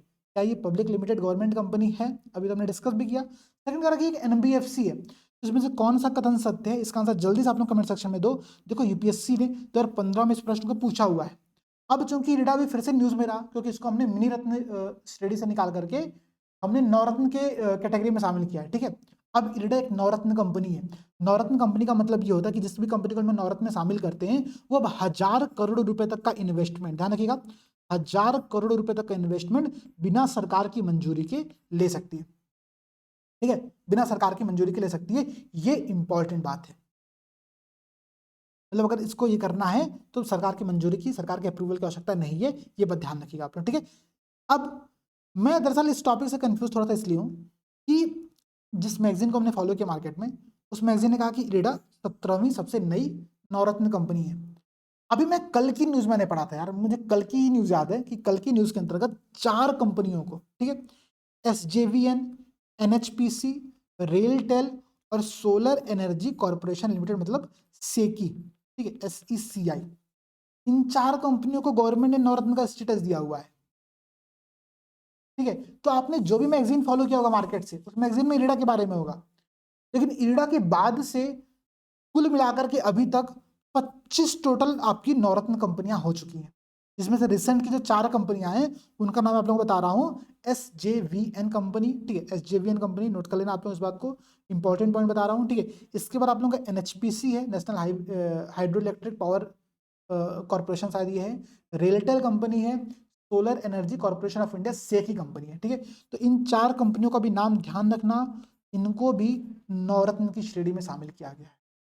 ठीक है, इरिडा के संदर्भ में हमने बहुत डिटेल में इन्फॉर्मेशन देख लिया है, इनके संदर्भ में तो मेरे पास इन्फॉर्मेशन कलेक्ट होगा तो एक वीडियो के अंतर्गत मैं आप लोगों को डिस्कस कर दूंगा आगे। ठीक है, अभी के लिए इतना ध्यान रखो, इरिडा पर मैंने आप लोगों को एक क्वेश्चन दिया हुआ है, यूपीएससी क्वेश्चन, इसका आंसर जल्दी से आप लोग कमेंट सेक्शन में बताओ कि इसका सही आंसर यहाँ पर क्या होगा। इसके अलावा अगर आप ध्यान दोगे तो भारत में करीब 13 कंपनियां हैं जो कि महारत्न की कैटेगरी के अंतर्गत शामिल होती हैं, और 75 कंपनियां भारत में ऐसी हैं जो कि मिनी रत्न में शामिल होती है। ठीक है, मिनी रत्न में शामिल होती है। ठीक है, तो 13 कंपनियां महारत्न है, 75 कंपनियां मिनी रत्न है, और करीब 25 कंपनियां आप लोगों की नवरत्न में शामिल किया गया है। लेटेस्ट कल का रिपोर्ट बता रहा हूं, कल 4 कंपनियों को शामिल किया गया है, तो कंफ्यूज मत होना, परेशान मत होना, जो भी आंकड़ा बता रहा हूं बस उसको याद करते आप लोग आगे बढ़ते चलो। ठीक है, अब देखो भाई, ये बड़ा इंपॉर्टेंट क्वेश्चन है, इस क्वेश्चन से, इस टॉपिक से बहुत क्वेश्चन एग्जाम में बनकर के आया हुआ है। ठीक है, प्रश्न क्या कह रहा है कि मल्टी डायमेंशनल पॉवर्टी इंडेक्स, ध्यान रखिएगा, मल्टी डायमेंशनल पॉवर्टी इंडेक्स बहुआयामी गरीबी सूचकांक, जो कि नीति आयोग के द्वारा जारी किया गया है 2024 में, इस रिपोर्ट के बारे में कुछ बातें बता रहा है। ठीक है, दरअसल नीति आयोग ने अपनी एक रिपोर्ट जारी की, उस रिपोर्ट का नाम क्या था कि national multi dimensional poverty a progress review, अपना एक समीक्षा कर रहा है, अपनी प्रगति का एक प्रगति समीक्षा कर रहा है NITI Aayog multi dimensional poverty index को लेकर के, ठीक है, बहुआयामी गरीबी सूचकांक को लेकर के। ठीक है, इस रिपोर्ट के अकॉर्डिंग अगर मैं बात करूं तो 2013-14 में जहां पर भारत में 29.17%, ध्यान रखिएगा आप यहाँ पर देखो लिखा भी हुआ है, 2013-14 में भारत में 29.17% बहुआयामी गरीबी थी, जो कि 2022-23 में कम होकर के 11.28% हो गई है। कितना कमी हुआ है यहाँ पर, आप लोग डिफरेंस ले लो इसका, 17.89% की यहाँ पर कमी देखने को मिली है, जो कि बहुत इंपॉर्टेंट बात है। इसका मतलब ये हुआ कि 17.89% MPI में कमी देखने को मिला है, और जिसके माध्यम से भारत में करीब 25 करोड़ लोग, 24.8 करोड़, आंकड़ा ये मत याद करो, याद कर लो 25 करोड़ लोग, ठीक है, 25 करोड़ व्यक्ति जो है वो गरीबी से बाहर आए। ठीक है, पिछले 9 वर्षों का ये आंकड़ा है, इंपॉर्टेंट आंकड़ा है, फिर से बता रहा हूं, देखो मल्टी डायमेंशनल पॉवर्टी इंडेक्स जो कि नीति आयोग जारी करता है, रिपोर्ट के अकॉर्डिंग भारत में 2022-23 में जो MPI है वो 11.28% है। 2013-14 में MPI 29.17% था, मतलब कि पिछले 9 वर्षों में करीब 70.8% की कमी देखने को मिला है, जो कि 25 करोड़ लोग इस गरीबी से बाहर निकल करके आए हैं पिछले 9 वर्ष में, ये आंकड़ा ये बताता है। ठीक है, क्लियर है, अब समझना भाई। अगर हम राज्यवार बात करें कि सबसे ज्यादा किस स्टेट से बाहर निकल करके लोग आए हैं, तो वो आंकड़ा भी आप लोग दे सकते हो। ठीक है, स्टेट लेवल रैंकिंग एक बार समझो आप लोग, तो सबसे अधिक उत्तर प्रदेश से लोग MPI से बाहर आए, मतलब योगी जी की सरकार जो है उसने सबसे अधिक, मैं सिंपल लोड नहीं लेना, ठीक है, बात समझो। ठीक है, अभी पता चले लोग कमेंट करें सर आप किसी एक सरकार को फेवर कर रहे हैं, भाई कुछ नहीं कर रहा हूँ मैं, बस एक फैक्ट बता रहा हूँ, एक आप लोगों को पॉइंट समझा रहा हूँ। ठीक है, सरकार भी इस बात को कहती है, और जब आप मेंस की आंसर राइटिंग करोगे तो आपको पॉइंट मेंशन भी करना पड़ेगा। ठीक है, उत्तर प्रदेश सरकार ने सबसे अधिक करीब 5.94 करोड़ लोगों को मल्टी डायमेंशनल पॉवर्टी से बाहर निकाला। इसके बाद बिहार की रैंकिंग आती है, फिर मध्य प्रदेश है, फिर राजस्थान है। ठीक है, तो ये 4 ऐसे राज्य हैं जिसने अपने यहाँ पर पूरे इस सिनेरियो का सबसे अधिक MPI में कमी दर्ज की है। ठीक है, तो पिछले 9 वर्ष में यूपी ने करीब 5.94 करोड़ लोगों को MPI से बाहर निकाला है, मल्टी डायमेंशनल पॉवर्टी से बाहर निकाला है, बहुआयामी गरीबी से। ठीक है, और यूपी नंबर 1 पर है, इसके बाद बिहार है, फिर मध्य प्रदेश और फिर राजस्थान है। ठीक है, तो ये क्रम भी आप लोगों को ध्यान रखना है। नीति आयोग की रिपोर्ट है तो बहुत इंपॉर्टेंट रिपोर्ट है, प्रश्न बनेगा एग्जाम में और आप लोगों को करना पड़ेगा। ठीक है, अच्छा ये जो पूरा आंकड़ा, ये आंकड़ा national family health survey 4 and 5 पर बेस्ड आंकड़ों के आधार पर इस रिपोर्ट को तैयार किया गया है नीति आयोग के द्वारा। ठीक है, यहाँ पर जो प्रश्न अब एग्जाम में बनता है वो एग्जाम का पॉइंट समझो। ठीक है, सबसे पहला प्रश्न क्या बनेगा, गरीबी, पॉवर्टी, सस्टेनेबल डेवलपमेंट गोल के अंतर्गत गरीबी कौन सी गोल है, कौन सा आपका वो है लक्ष्य है। ठीक है, तो देखो भाई यहाँ पर लिखा भी हुआ है नो पॉवर्टी, आप लोगों का टारगेट नंबर 1, गोल नंबर 1 आप लोगों का क्या है, नो पॉवर्टी की बात करता है, गरीबी की बात करता है। तो पहला तो पॉइंट यहाँ पर यही बनेगा प्रश्न। ठीक है, दूसरा प्रश्न यहाँ पर क्या बनेगा भाई, दूसरा प्रश्न जो यहाँ पर आप लोगों का बन सकता है वो ये बन सकता है, देखो क्या कह रहा है कि the multi dimensional poverty index of UNDP, confuse मत होना, अभी तक हमने जो पढ़ा मल्टी डायमेंशनल पॉवर्टी इंडेक्स वो आयामी गरीबी वो नीति आयोग का पढ़ा, लेकिन नीति आयोग के अलावा वैश्विक स्तर पर भी ये रिपोर्ट जारी होती है। और कौन जारी करता है अब समझना आप ध्यान से। ठीक है, वैश्विक स्तर पर यहाँ पर 2 संस्थाएं हैं। ठीक है, United Nation development programme UNDP और इसके अलावा ओपीएचआई मतलब Oxford poverty and human development initiative. ठीक है, Oxford poverty and human development initiative. ठीक है, तो यूएनडीपी ध्यान रखिए आप लोग, यूएनडीपी प्लस ओपीएचआई इन दोनों के द्वारा वैश्विक स्तर पर एमपीआई जारी किया जाता है। और अब यहाँ पे प्रश्न बनता है। ठीक है, देखो वैश्विक एमपीआई जो ग्लोबल एमपीआई है उसमें टोटल 10 इंडिकेटर शामिल है, जबकि जो नीति आयोग का मल्टी डायमेंशनल पॉवर्टी इंडेक्स है उसमें 12 इंडिकेटर शामिल है। यही इंटरेस्टिंग पॉइंट है। देखो यूपीपीएससी ने ऑलरेडी 2010 में प्रश्न पूछा हुआ है, यूपीपीएससी ने ऑलरेडी 2019 में प्रश्न पूछा हुआ है जो कि मल्टी डायमेंशनल पॉवर्टी पर ही है। ठीक है, तो क्या याद करना, 2 बातें, जब हम नीति आयोग की बात करते हैं तो नीति आयोग 12 इंडिकेटर को शामिल करता है, जबकि यूएनडीपी और ओपीएचआई इनका जो इंडिकेटर है, जो इनका जो इंडेक्स है मल्टी डायमेंशनल पॉवर्टी वाला, उसमें 10 इंडिकेटर शामिल है। उसमें क्या है, 10 इंडिकेटर शामिल है, नीति आयोग वाले में 12 इंडिकेटर शामिल है। तो ये 2 पॉइंट ध्यान रखना, एकदम एकदम इसे घुसा लेना है। ठीक है, ऐसे कहीं छेद हो जाना है आप ऐसे डिल करके छेद करके घुसा लो उसको। ठीक है, कि भाई याद करना ही करना है। ठीक है, क्लियर हो गया ना मेरे। अब देखो एक प्रश्न और बनता है कि भाई मल्टी डायमेंशनल पॉवर्टी इंडेक्स जो है, इस इंडेक्स के अंतर्गत कितने 3 पॉइंट इंक्लूड किए जाते हैं। ठीक है, तो यहाँ पर 3 पॉइंट जो इंक्लूड होते हैं वो होते हैं हेल्थ, एजुकेशन और लाइफ स्टैंडर्ड। इन्हीं के अंतर्गत यूएनडीपी और ओपीएचआई 10 इंडेक्स शामिल करता है, 10 इंडिकेटर शामिल करता है, जबकि नीति आयोग 12 इंडिकेटर शामिल करता है। ठीक है, तो 3 मेन लिस्ट तो सेम है, लेकिन 10 और 12 के अंदर के जो इंडिकेटर है उनकी संख्या अलग अलग है। तो ये बात आप लोग को यहाँ पर याद करके रखनी पड़ेगी। ठीक है, रखनी पड़ेगी। यूपी ने सबसे ज्यादा इसमें कमी दर्ज की है, इसलिए इसकी भूमिका सबसे अधिक है। यूपी से रिलेटेड प्रश्न है, यूपी के एग्जाम में जरूर पूछ सकता है भाई, हर सरकार अपने फेवर में कुछ क्वेश्चन देती है ना। ठीक है, तो ये प्रश्न बन सकता है। बाकी सारा आपने आंकड़ा देख लिया, करीब 25 करोड़ लोग इस गरीबी से बाहर यहाँ पर निकल करके आए हैं। अब देखो भाई, ये कोई दिल पर नहीं लेगा सर हम तो गरीबी से बाहर ही नहीं निकले, पढ़ाई करो ना भैया तब तो बाहर निकलोगे। ठीक है, पढ़ाइया करना नहीं है, गरीबी से बाहर निकलना है। समझ लो ये जो मौका आप लोगों के सामने आ रहा है ना इस बार का यूपीपीएससी और आगे का, ये मौका आपकी बेरोजगारी को दूर कर देगा। ठीक है, आपके ऊपर जो बेरोजगारी का ठप्पा है वो ठप्पा गायब हो जाएगा। तो मेरे भाई मेहनत करने की आवश्यकता है और जम करके करने की आवश्यकता है। ठीक है, मतलब एग्जाम दे करके जिस दिन आप लोग आओ उस दिन ये ना रहे सर ये चीज छूट गया था पढ़ना, सर एक बार नोट्स और रिवाइज किया होता, सर एक बार प्रीवियस क्वेश्चन और सॉल्व किया होता तो हो जाता, ये गलती ना रह पाए। मैं बस सिंपल सा कहता हूँ आप एफर्ट करो, अगर आपने एफर्ट अच्छा किया रिजल्ट हो ना हो वो एक अलग फैक्ट है। ठीक है, सिंपल सी बात है, सबका रिजल्ट तो नहीं होने वाला। ठीक है, लेकिन आपका एफर्ट मायने रखता है। अगर एग्जाम देकर के आप आ रहे हो और आप ये कह रहे हो शान से यार मेहनत अच्छे से किया, मतलब सब कुछ संतोष, ठीक है बढ़िया है, रिजल्ट जो होगा देखा जाएगा। लेकिन अगर ये कह रहे हो यार थोड़ा सा और पढ़ा होता ना यार, तो जो 3 नंबर से रुक रहा है सिलेक्शन, तो 2 नंबर सिलेक्शन रुक रहा है वो रुका नहीं होता। ठीक है, तो भाई उस 2 नंबर और 3 नंबर के महत्व को समझो और अभी से एकदम जी जान लगा दो। मतलब अब मैं चाहता हूँ ना आप लोगों से यार कि 10-10 घंटा 12-12 घंटे पढ़ाई करो। अब लास्ट के 50 दिन आप लोगों को ये करना पड़ेगा, कोई सॉल्यूशन नहीं है। ठीक है, चलो टॉपिक पर फिर से लौटते हैं, ध्यान से आगे डिस्कस करते हैं।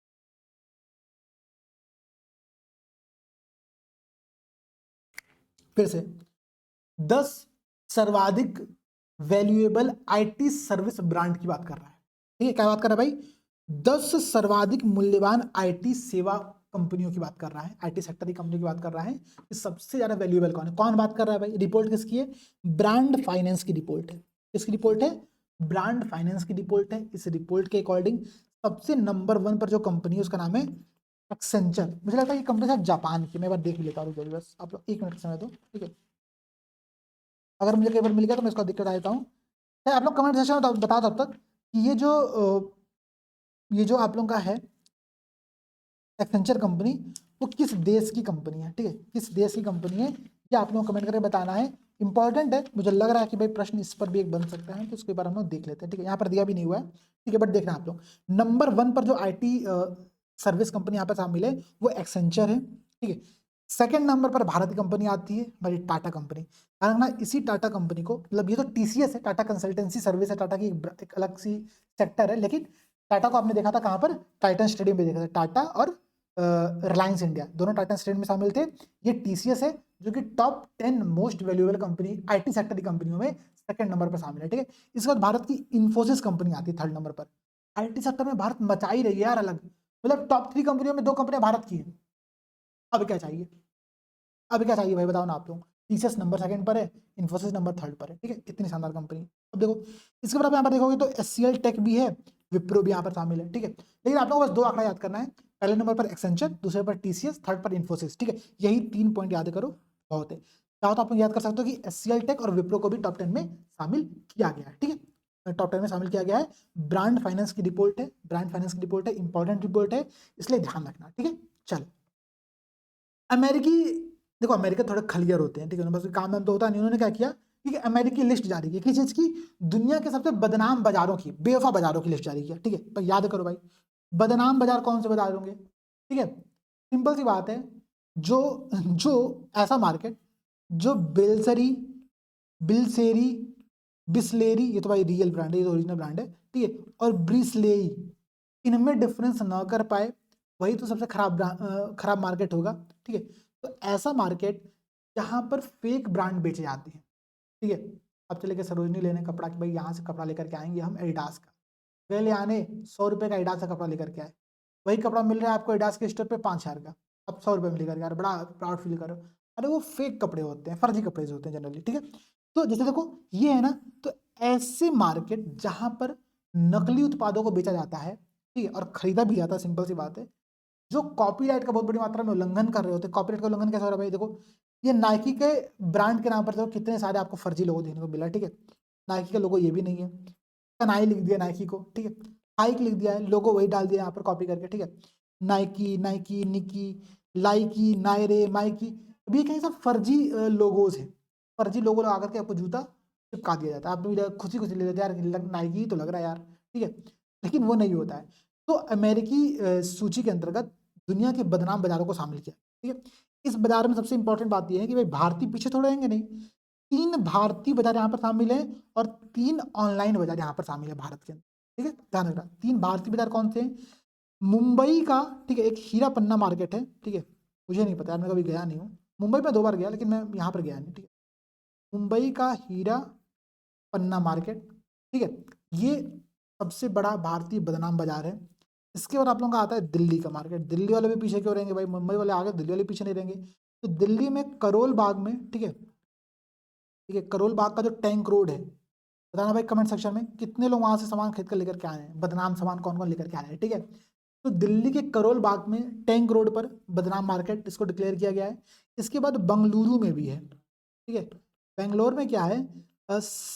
एक सदर पटरप्पा रोड मार्केट है, ठीक है, सदर पटरप्पा रोड मार्केट है, ये भी बदनाम मार्केट की लिस्ट में शामिल है, ठीक है। तो ये 3 भारत के जो ऑफलाइन मार्केट है, जो मार्केट है, वास्तव मार्केट है, उसको यहाँ पर बदनाम लिस्ट में शामिल किया गया, ठीक है। इसके अलावा 3 ऑनलाइन मार्केट, कौन सा ऑनलाइन मार्केट है भाई? ध्यान दीजिएगा आप लोग, उसका भी लिस्ट आप लोग नोट कर लेना एक बार, ठीक है। इंडिया मार्ट, जितने लोग इंडिया मार्ट सामान मंगाते हो ना, देख लो भाई सच्चाई यहाँ पर निकल के आ रही है, ठीक है।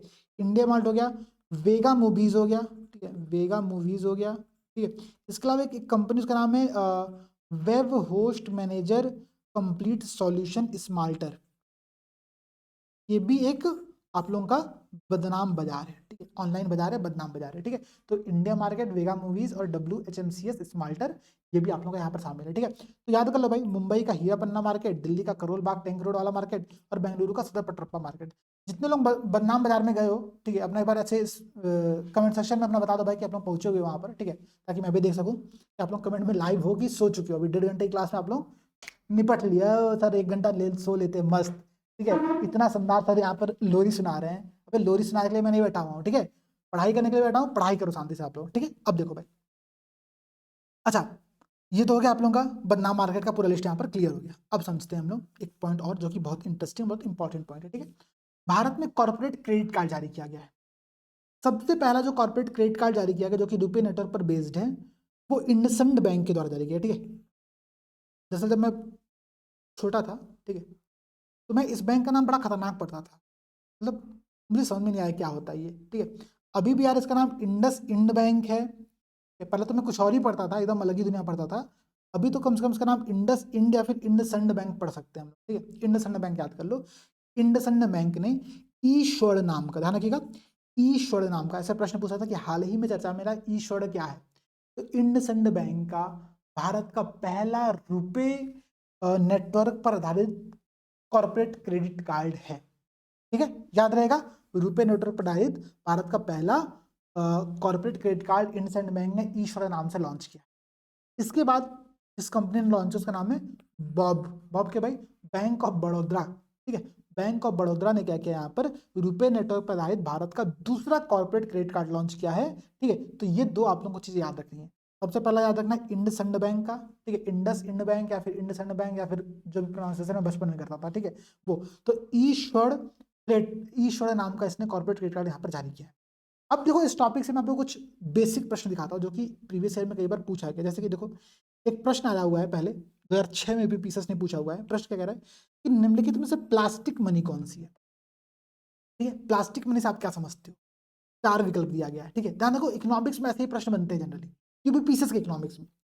Bank draft made of plastic coated paper, जो ड्राफ्ट होता है ना, ड्राफ्ट, तो बैंक ड्राफ्ट जो कि प्लास्टिक कोटेड पेपर बनाया गया है, क्या उसको प्लास्टिक मनी कहा जाता है? सेकंड कह रहा है करेंसी नोट जो कि प्लास्टिक कोटेड पेपर पर प्रिंट किया गया हो। थर्ड कह रहा है करेंसी नोट इम्प्रिग्नेटेड, पता नहीं क्या कह रहा है, विद प्लास्टिक थ्रेड, ठीक है, ये भी नहीं है। फिर कह रहा है credit card mainly issued by the bank. अब देखो जो क्रेडिट कार्ड होता है, मैं क्रेडिट कार्ड यहाँ पर दिखाऊंगा नहीं, मेरी प्राइवेसी लिख जाएगी, ठीक है, बट क्रेडिट कार्ड अगर आप देखोगे, यही तो है क्रेडिट कार्ड, कहाँ गया ये वाला देखो, ठीक है, तो प्लास्टिक का होता है, ठीक है। तो इस जब ये क्रेडिट कार्ड आया ना मार्केट में, तो इसको हमने नाम दिया प्लास्टिक करेंसी। एक प्लास्टिक का कार्ड आप लेकर के जा रहे हो, कहीं भी स्वाइप करो, कहीं भी टैप करो, पेमेंट कर दे रहे हो। तो इसी पे प्रश्न बना था कि प्लास्टिक करेंसी क्या होती है। तो क्रेडिट कार्ड को, डेबिट कार्ड को हम लोग प्लास्टिक करेंसी के तौर पर शामिल करते हैं, ठीक है। तो पहला क्वेश्चन तो ये था। दूसरा क्वेश्चन देखो भाई, प्रश्न कई बार पूछता है कि स्मार्ट मनी से आप क्या समझते हो? Smart money is a term used for what?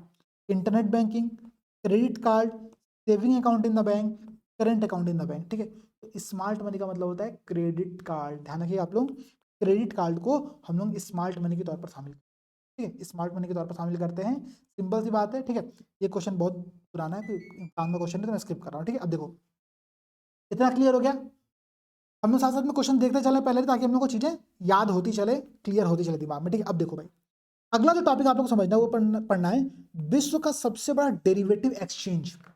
दरअसल एक्सचेंज क्या होता है? जहाँ पर हम लोग शेयर की और इक्विटीज की और ट्रेडिंग, खरीद फरोख्त करते रहते हैं, उसको हम कहते हैं एक्सचेंज, ठीक है।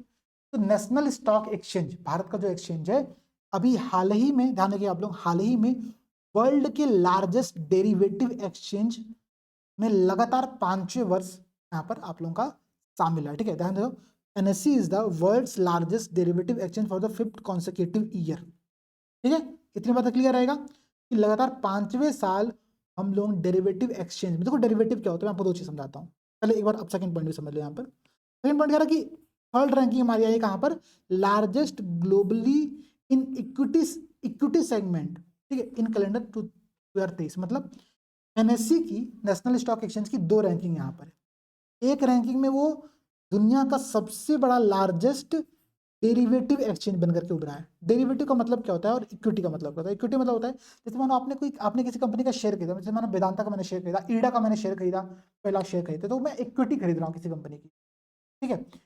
तो इक्विटी एक कंपनी बेस्ड चीज होती है, जबकि जो डेरिवेटिव होता है वो कई सारे अन इंडेक्स का एक डेरिवेशन होता है, ठीक है, उससे निकल करके चीजें आती हैं, इसका अपना कोई बहुत मूल्य नहीं होता है, ये दूसरे कई सारे इंडेक्स पर आधारित मूल्य होता है, ठीक है। तो दुनिया में सबसे ज्यादा डेरिवेटिव एक्सचेंज का जो मार्केट है वो नेशनल स्टॉक एक्सचेंज यहाँ पर बन करके निकला है।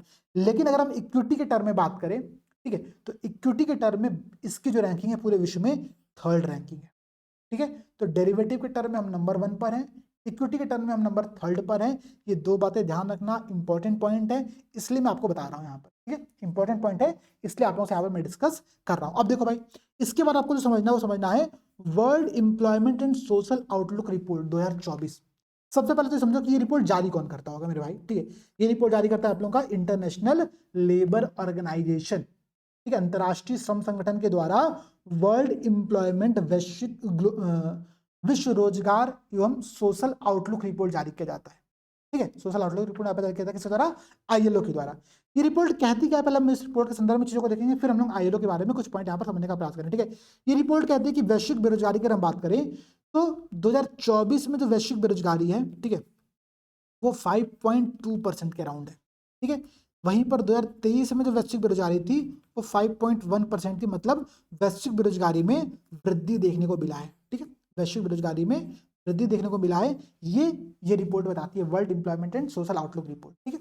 अब यहाँ पर समझते हैं आईएलओ के बारे में, जो कि इसका जारी करता है, ठीक है। तो पहला तो प्रश्न ये बनेगा कि रिपोर्ट जारी कौन करता है, तो आईएलओ जारी करता है। आईएलओ आईएलओ के बारे में एक बात ध्यान रखना कि इसकी स्थापना लीग ऑफ नेशन के माध्यम से, ठीक है, 1919 मतलब जब फर्स्ट वर्ल्ड वॉर समाप्त होता है ना, प्रथम विश्व समाप्त होता है, तो लीग ऑफ नेशन के तौर पर इसको हम स्थापित करते हैं 1919 में। ध्यान ये रखिएगा, ये जब स्थापित होता है तो जो भारत है ना, भारत इसका फाउंडिंग मेंबर है यार। सबसे बड़ी बात तो ये है कि भारत क्या है, भारत इसका संस्थापक सदस्य में शामिल है, ठीक है, भारत फाउंडिंग मेंबर तो शामिल है। तो ये बात हम लोग ध्यान रखना है। इसका जो हेडक्वार्टर है वो कहाँ पर है? जिनेवा स्विट्जरलैंड में हेडक्वार्टर है। 1946 में ये यूनाइटेड नेशन की स्पेशलाइज्ड एजेंसी, विशेष एजेंसी के तौर पर शामिल हो चुका है, ठीक है। तो 2-3 प्रश्न बन सकता है आईएलओ के संदर्भ में कि आईएलओ का हेडक्वार्टर कहाँ पर है, तो जिनेवा स्विट्जरलैंड में है। वर्साई की संधि जो हुआ था प्रथम विश्व युद्ध के पश्चात, वहीं पर उसी के पार्ट के तौर पर 1919 में इसकी स्थापना किया गया था। भारत फाउंडिंग मेंबर है। 1946 में इसको विशेष एजेंसी के तौर पर शामिल किया गया है, ठीक है। ये सारे पॉइंट्स ध्यान रखना, क्लियर। अब यहाँ पर कुछ पॉइंट और समझते हैं हम लोग, ठीक है।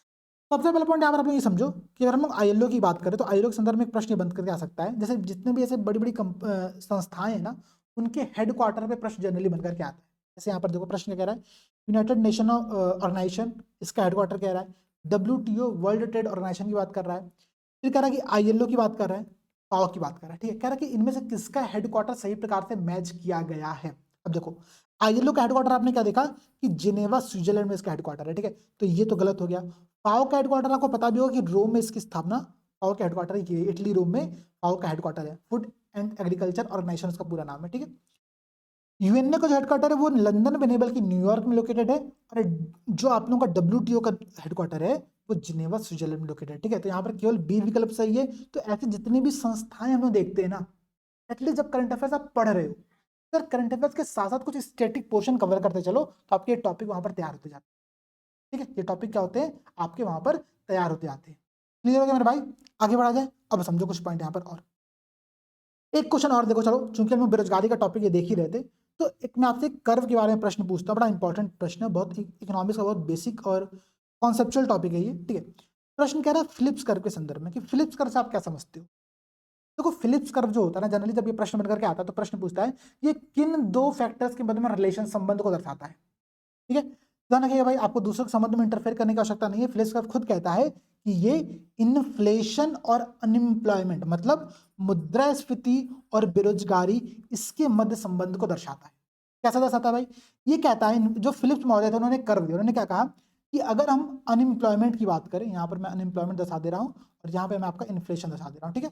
तो अगर हम अनएम्प्लॉयमेंट और इन्फ्लेशन के मध्य कर्व बनाए तो इनमें जो कर्व बनता है वो अपोजिट बनता है, ठीक है। मतलब जब इन्फ्लेशन बढ़ रहा होगा तो अनएम्प्लॉयमेंट कम हो रहा होगा, ठीक है, और अनएम्प्लॉयमेंट बढ़ रहा होगा तो इन्फ्लेशन कम हो रहा होगा। ये एक बहुत सिंपल संबंध यहाँ पर बनकर के आता है।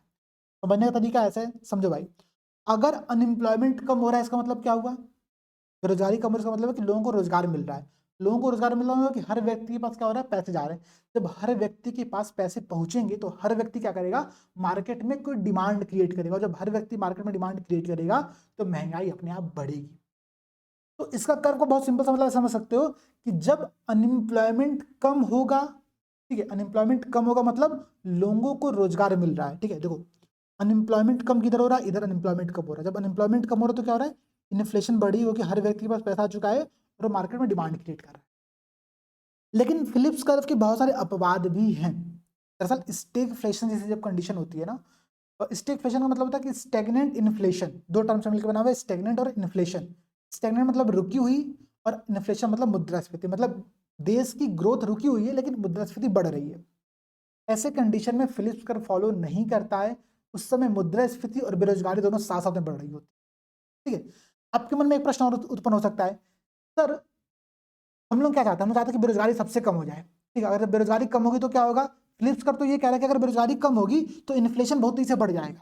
फिलिप्स कर्व तो ये बता रहा है ना, आप लोगों को ध्यान दीजिएगा, आप लोग बेरोजगारी कम किधर हो रही है, बेरोजगारी कम इधर हो रही है, और जब बेरोजगारी कम तो क्या हो रहा है, इन्फ्लेशन यहाँ पर आप लोगों का बढ़ रहा है। तो इसीलिए ना ऐसा कहा जाता है कि हर समाज में, हर अर्थव्यवस्था में बेरोजगारी एक रिक्वायर्ड आवश्यकता है। अगर वो न रहे तो इन्फ्लेशन इतना तेजी से बढ़ जाएगा कि अर्थव्यवस्था बर्बाद हो जाएगी, ठीक है। तो फिलिप्स कर्व क्या होता है, कब लागू नहीं होता है, हमने पॉइंट डिस्कस कर लिया। आईएलओ क्या है, आईएलओ कौन सी रिपोर्ट जारी करता है, रिपोर्ट के अंतर्गत क्या बताया गया है, सारे पॉइंट कवर हो गए, ठीक है। आगे बढ़ा जाए। तो इस क्वेश्चन का आंसर आप लोग कमेंट सेक्शन में दो।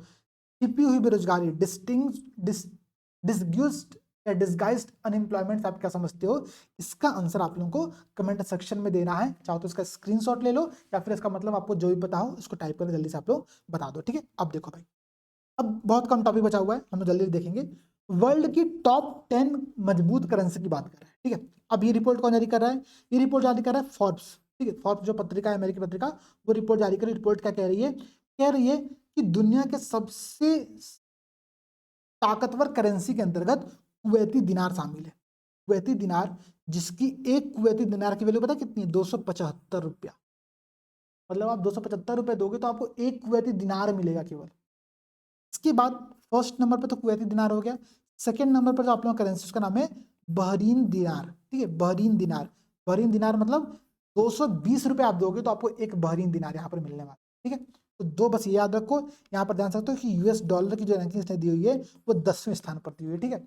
यूएस डॉलर की रैंकिंग इसने 10वें स्थान पर दी हुई है, ये एक इंपॉर्टेंट पॉइंट है, ठीक है। तो अगर मानो प्रश्न पूछे कि फोर्ब्स के अकॉर्डिंग दुनिया की सबसे मजबूत करेंसी कौन है, तो वो कुवैती दिनार है, ठीक है। वो कुवैती दिनार है, इतना बस हम लोग को यहाँ पर ध्यान रखना है। इसके अलावा यहाँ पर कोई भी और पॉइंट हम लोग को समझने की आवश्यकता नहीं है। एक पॉइंट और हम लोग देखेंगे स्टार्टअप रैंकिंग फ्रेमवर्क के संदर्भ में। आपने इससे पहले देखा था यूनिकॉर्न इंडेक्स, आपने देखा था, ठीक है, याद है, वर्ल्ड यूनिकॉर्न इंडेक्स। अभी हम डिस्कस करूंगा उसको, ठीक है, परेशान मत हो। देखो अब समझो, पहले अभी स्टार्टअप रैंकिंग फ्रेमवर्क 2022 की बात कर रहे हैं, ठीक है। देखो मैं आपको यहाँ पर एक पॉइंट बताता हूँ कि भारत में नेशनल स्टार्टअप डे सेलिब्रेट होता है, ठीक है। नेशनल स्टार्टअप डे सेलिब्रेट होता है, कब सेलिब्रेट होता है आप लोगों को, 16 जनवरी को हम लोग राष्ट्रीय स्टार्टअप दिवस सेलिब्रेट करते हैं। कारण क्या है कि वर्ष 2016 में, ठीक है, ईयर इंपॉर्टेंट है मेरे भाई, इंपॉर्टेंट इसलिए है कि प्रश्न पूछता है कि ये स्कीम कब स्टार्ट किया गया, ठीक है।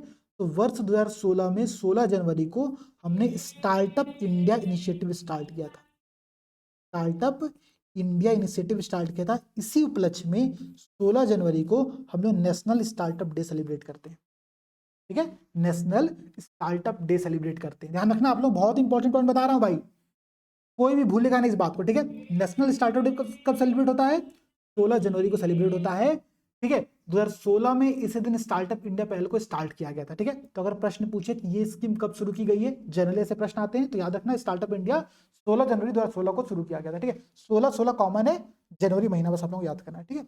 अब देखो इसी दिन भारत सरकार ने स्टार्टअप रैंकिंग फ्रेमवर्क 2022 लॉन्च किया। किसके द्वारा लॉन्च किया गया, तो डीपीआईआईटी, ठीक है, department of promotion end of industry and internal trade, DPIIT जो है, जो कि ministry of commerce and industry, वाणिज्य और उद्योग मंत्रालय के अंतर्गत है, इसके द्वारा ये फ्रेमवर्क यहाँ पर जारी किया गया है, ठीक है। अब ये फ्रेमवर्क कहता क्या और करता क्या, देखो दरअसल क्या करता है ना कि सभी राज्यों को दो कैटेगरी में डिवाइड करता है, ठीक है। सभी राज्यों को दो कैटेगरी में डिवाइड करता है, कैटेगरी ए और कैटेगरी बी। कैटेगरी ए का मतलब ये होगा कि ऐसे राज्य या यूटीज जिनकी जनसंख्या 1 करोड़ से ज्यादा है, और ऐसे राज्य या यूटीज जिनकी जनसंख्या 1 करोड़ से कम है, उसको हम कैटेगरी बी में शामिल करते हैं। ठीक है, तो कैटेगरी ए, कैटेगरी बी ये होता है। हर कैटेगरी के अंतर्गत ये 5 अलग अलग श्रेणियां बनाता है। ठीक है, best performer, top performer, leader, aspiring leader, emerging ecosystem. नाम मत याद करो, बस याद करो कि 5 अलग अलग फिर से ये सब कैटेगरी बनाता है। ठीक है, अब देखो हमको जो यहाँ पर याद करना है, अगर हम कैटेगरी ए की बात करें तो कैटेगरी ए में जो बेस्ट परफॉर्मर राज्य है, उसमें भाई ध्यान समझो कौन सा राज्य होगा। हम किसकी बात करें, स्टार्टअप की बात करें, तो राज्य कौन सा होगा, गुजरात। सबसे ज्यादा बिजनेस मॉडल कहाँ पर है, गुजरात। ठीक है, तो गुजरात कैटेगरी ए के अंतर्गत बेस्ट परफॉर्मर लिस्ट में शामिल है। गुजरात के साथ साथ कर्नाटक, केरल और तमिलनाडु। ठीक है, तो गुजरात और 3 नीचे के राज्य कर्नाटक, केरल और तमिलनाडु, ये राज्य आपके यहाँ पर शामिल है। इसके बाद देखो भाई कैटेगरी बी में, मतलब 1 करोड़ से कम जनसंख्या वाले राज्यों में जो बेस्ट परफॉर्मर स्टेट है उसका नाम है हिमाचल प्रदेश। ठीक है, उसका नाम क्या है, हिमाचल प्रदेश। अब इसके बाद जो आप लोगों को याद करना है उत्तर प्रदेश की रैंकिंग। ठीक है, देखो उत्तर प्रदेश जो दोस्तों हैं वो लीडर कैटेगरी में शामिल है। भाई हम हमारी जनसंख्या 1 करोड़ से ज्यादा है तो हम कैटेगरी ए में होंगे, और कैटेगरी ए के अंतर्गत जो हमारी भूमिका है वो लीडर श्रेणी में है। हम लीडर श्रेणी में यहाँ पर शामिल है उत्तर प्रदेश। ये हमारे लिए इंपॉर्टेंट पॉइंट है, इसको हम लोग को यहाँ पर ध्यान रखना है। ठीक है, तो कैटेगरी ए हो गया, कैटेगरी बी हो गया, स्टार्टअप रैंकिंग फ्रेमवर्क 2022 हो गया, DPIIT या फिर ministry of commerce and industry द्वारा इस रिपोर्ट को जारी किया गया है। नेशनल स्टार्टअप डे 16 जनवरी 2016 के अराउंड मनाना स्टार्ट किया गया।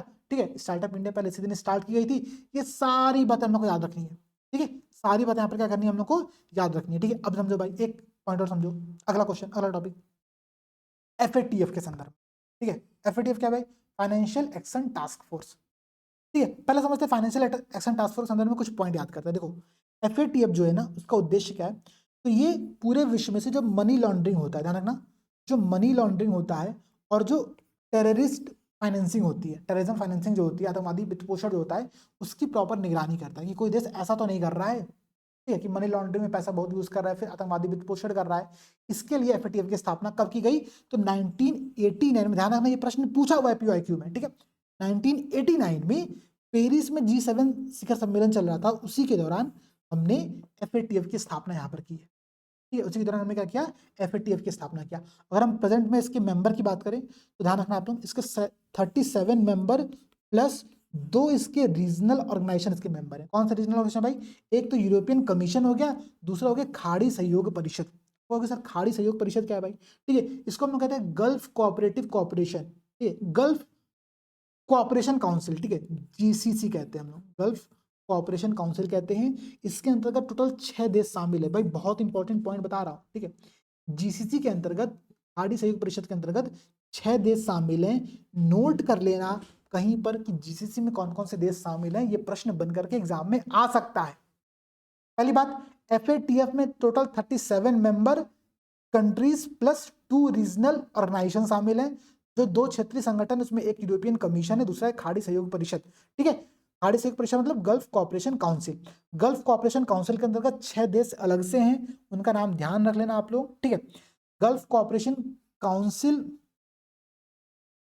ठीक है, इसके जो 10 सदस्य है ना, भारत के सबसे बड़े व्यापारी साझेदार, ये पूरा आपका एक संगठन है, पूरा सब। अगर इस संगठन की हम बात करें तो भारत का सबसे बड़ा व्यापारी साझेदार यही संगठन आप लोगों का माना जाता है। ठीक है, अब देखो भाई 37 हो गया प्लस 2 हो गया, हमने ये देख लिया। इसका जो हेडक्वार्टर है वो कहाँ पर, तो OECD का जो मुख्यालय है पेरिस में, वहीं पर इसका हेडक्वार्टर स्टेब्लिश किया गया। ठीक है, OECD के मुख्यालय में पेरिस में इसका हेडक्वार्टर स्टेब्लिश किया गया। अब देखो, अब समझना पॉइंट कि भाई न्यूज में टॉपिक क्यों है। तो फाइनेंशियल एक्शन टास्क फोर्स ने किया क्या, हाल ही में इसने भारत को अपने एक कैटेगरी के अंतर्गत शामिल किया। ठीक है, देखो FATF 4 प्रकार के लिस्ट जारी करता है, 4 प्रकार के ग्रुप बनाता है अपने मेंबर्स कंट्रीज का। ठीक है, चूंकि भारत क्या हुआ, इसका एक सदस्य के तौर पर शामिल हुआ। देखो कब, भारत 2006 में, भारत इसका फाउंडिंग मेंबर नहीं है, भारत 2006 में एक पर्यवेक्षक कंट्री के तौर पर यहाँ पर शामिल हुआ था। और 2010 में भारत इसका क्या हुआ, एक पूर्णकालिक मेंबर, यहाँ पे परमानेंट मेंबर यहाँ पर बना है। ठीक है, 2010 से भारत क्या है, इसका परमानेंट मेंबर है। और जो FATF है वो अपने कंट्रीज को, अपने जो इसके मेंबर कंट्रीज हैं उनको 4 अलग अलग लिस्ट में शामिल करता है। ठीक है, 2 लिस्ट के बारे में आपने ऑलरेडी पढ़ा होगा, ब्लैक लिस्ट और ग्रे लिस्ट। ब्लैक लिस्ट और ग्रे लिस्ट का मतलब क्या है, ब्लैक लिस्ट मतलब क्या हुआ, ऐसे देश जो कि निकृष्ट देश की सूची में शामिल होते हैं। ठीक है, मतलब एकदम असहयोगी हैं। ठीक है, और किसी भी प्रकार का सहयोग नहीं प्रदान कर रहा है, तो उनको हम ब्लैक लिस्ट में शामिल करते हैं।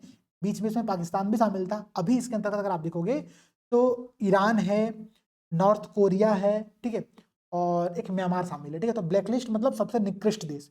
वहीं पर रेगुलर फॉलोअप, ये जो कंट्रीज होती है सबसे अच्छे कंट्रीज को यहाँ पर हम लोग शामिल करते हैं, ठीक है।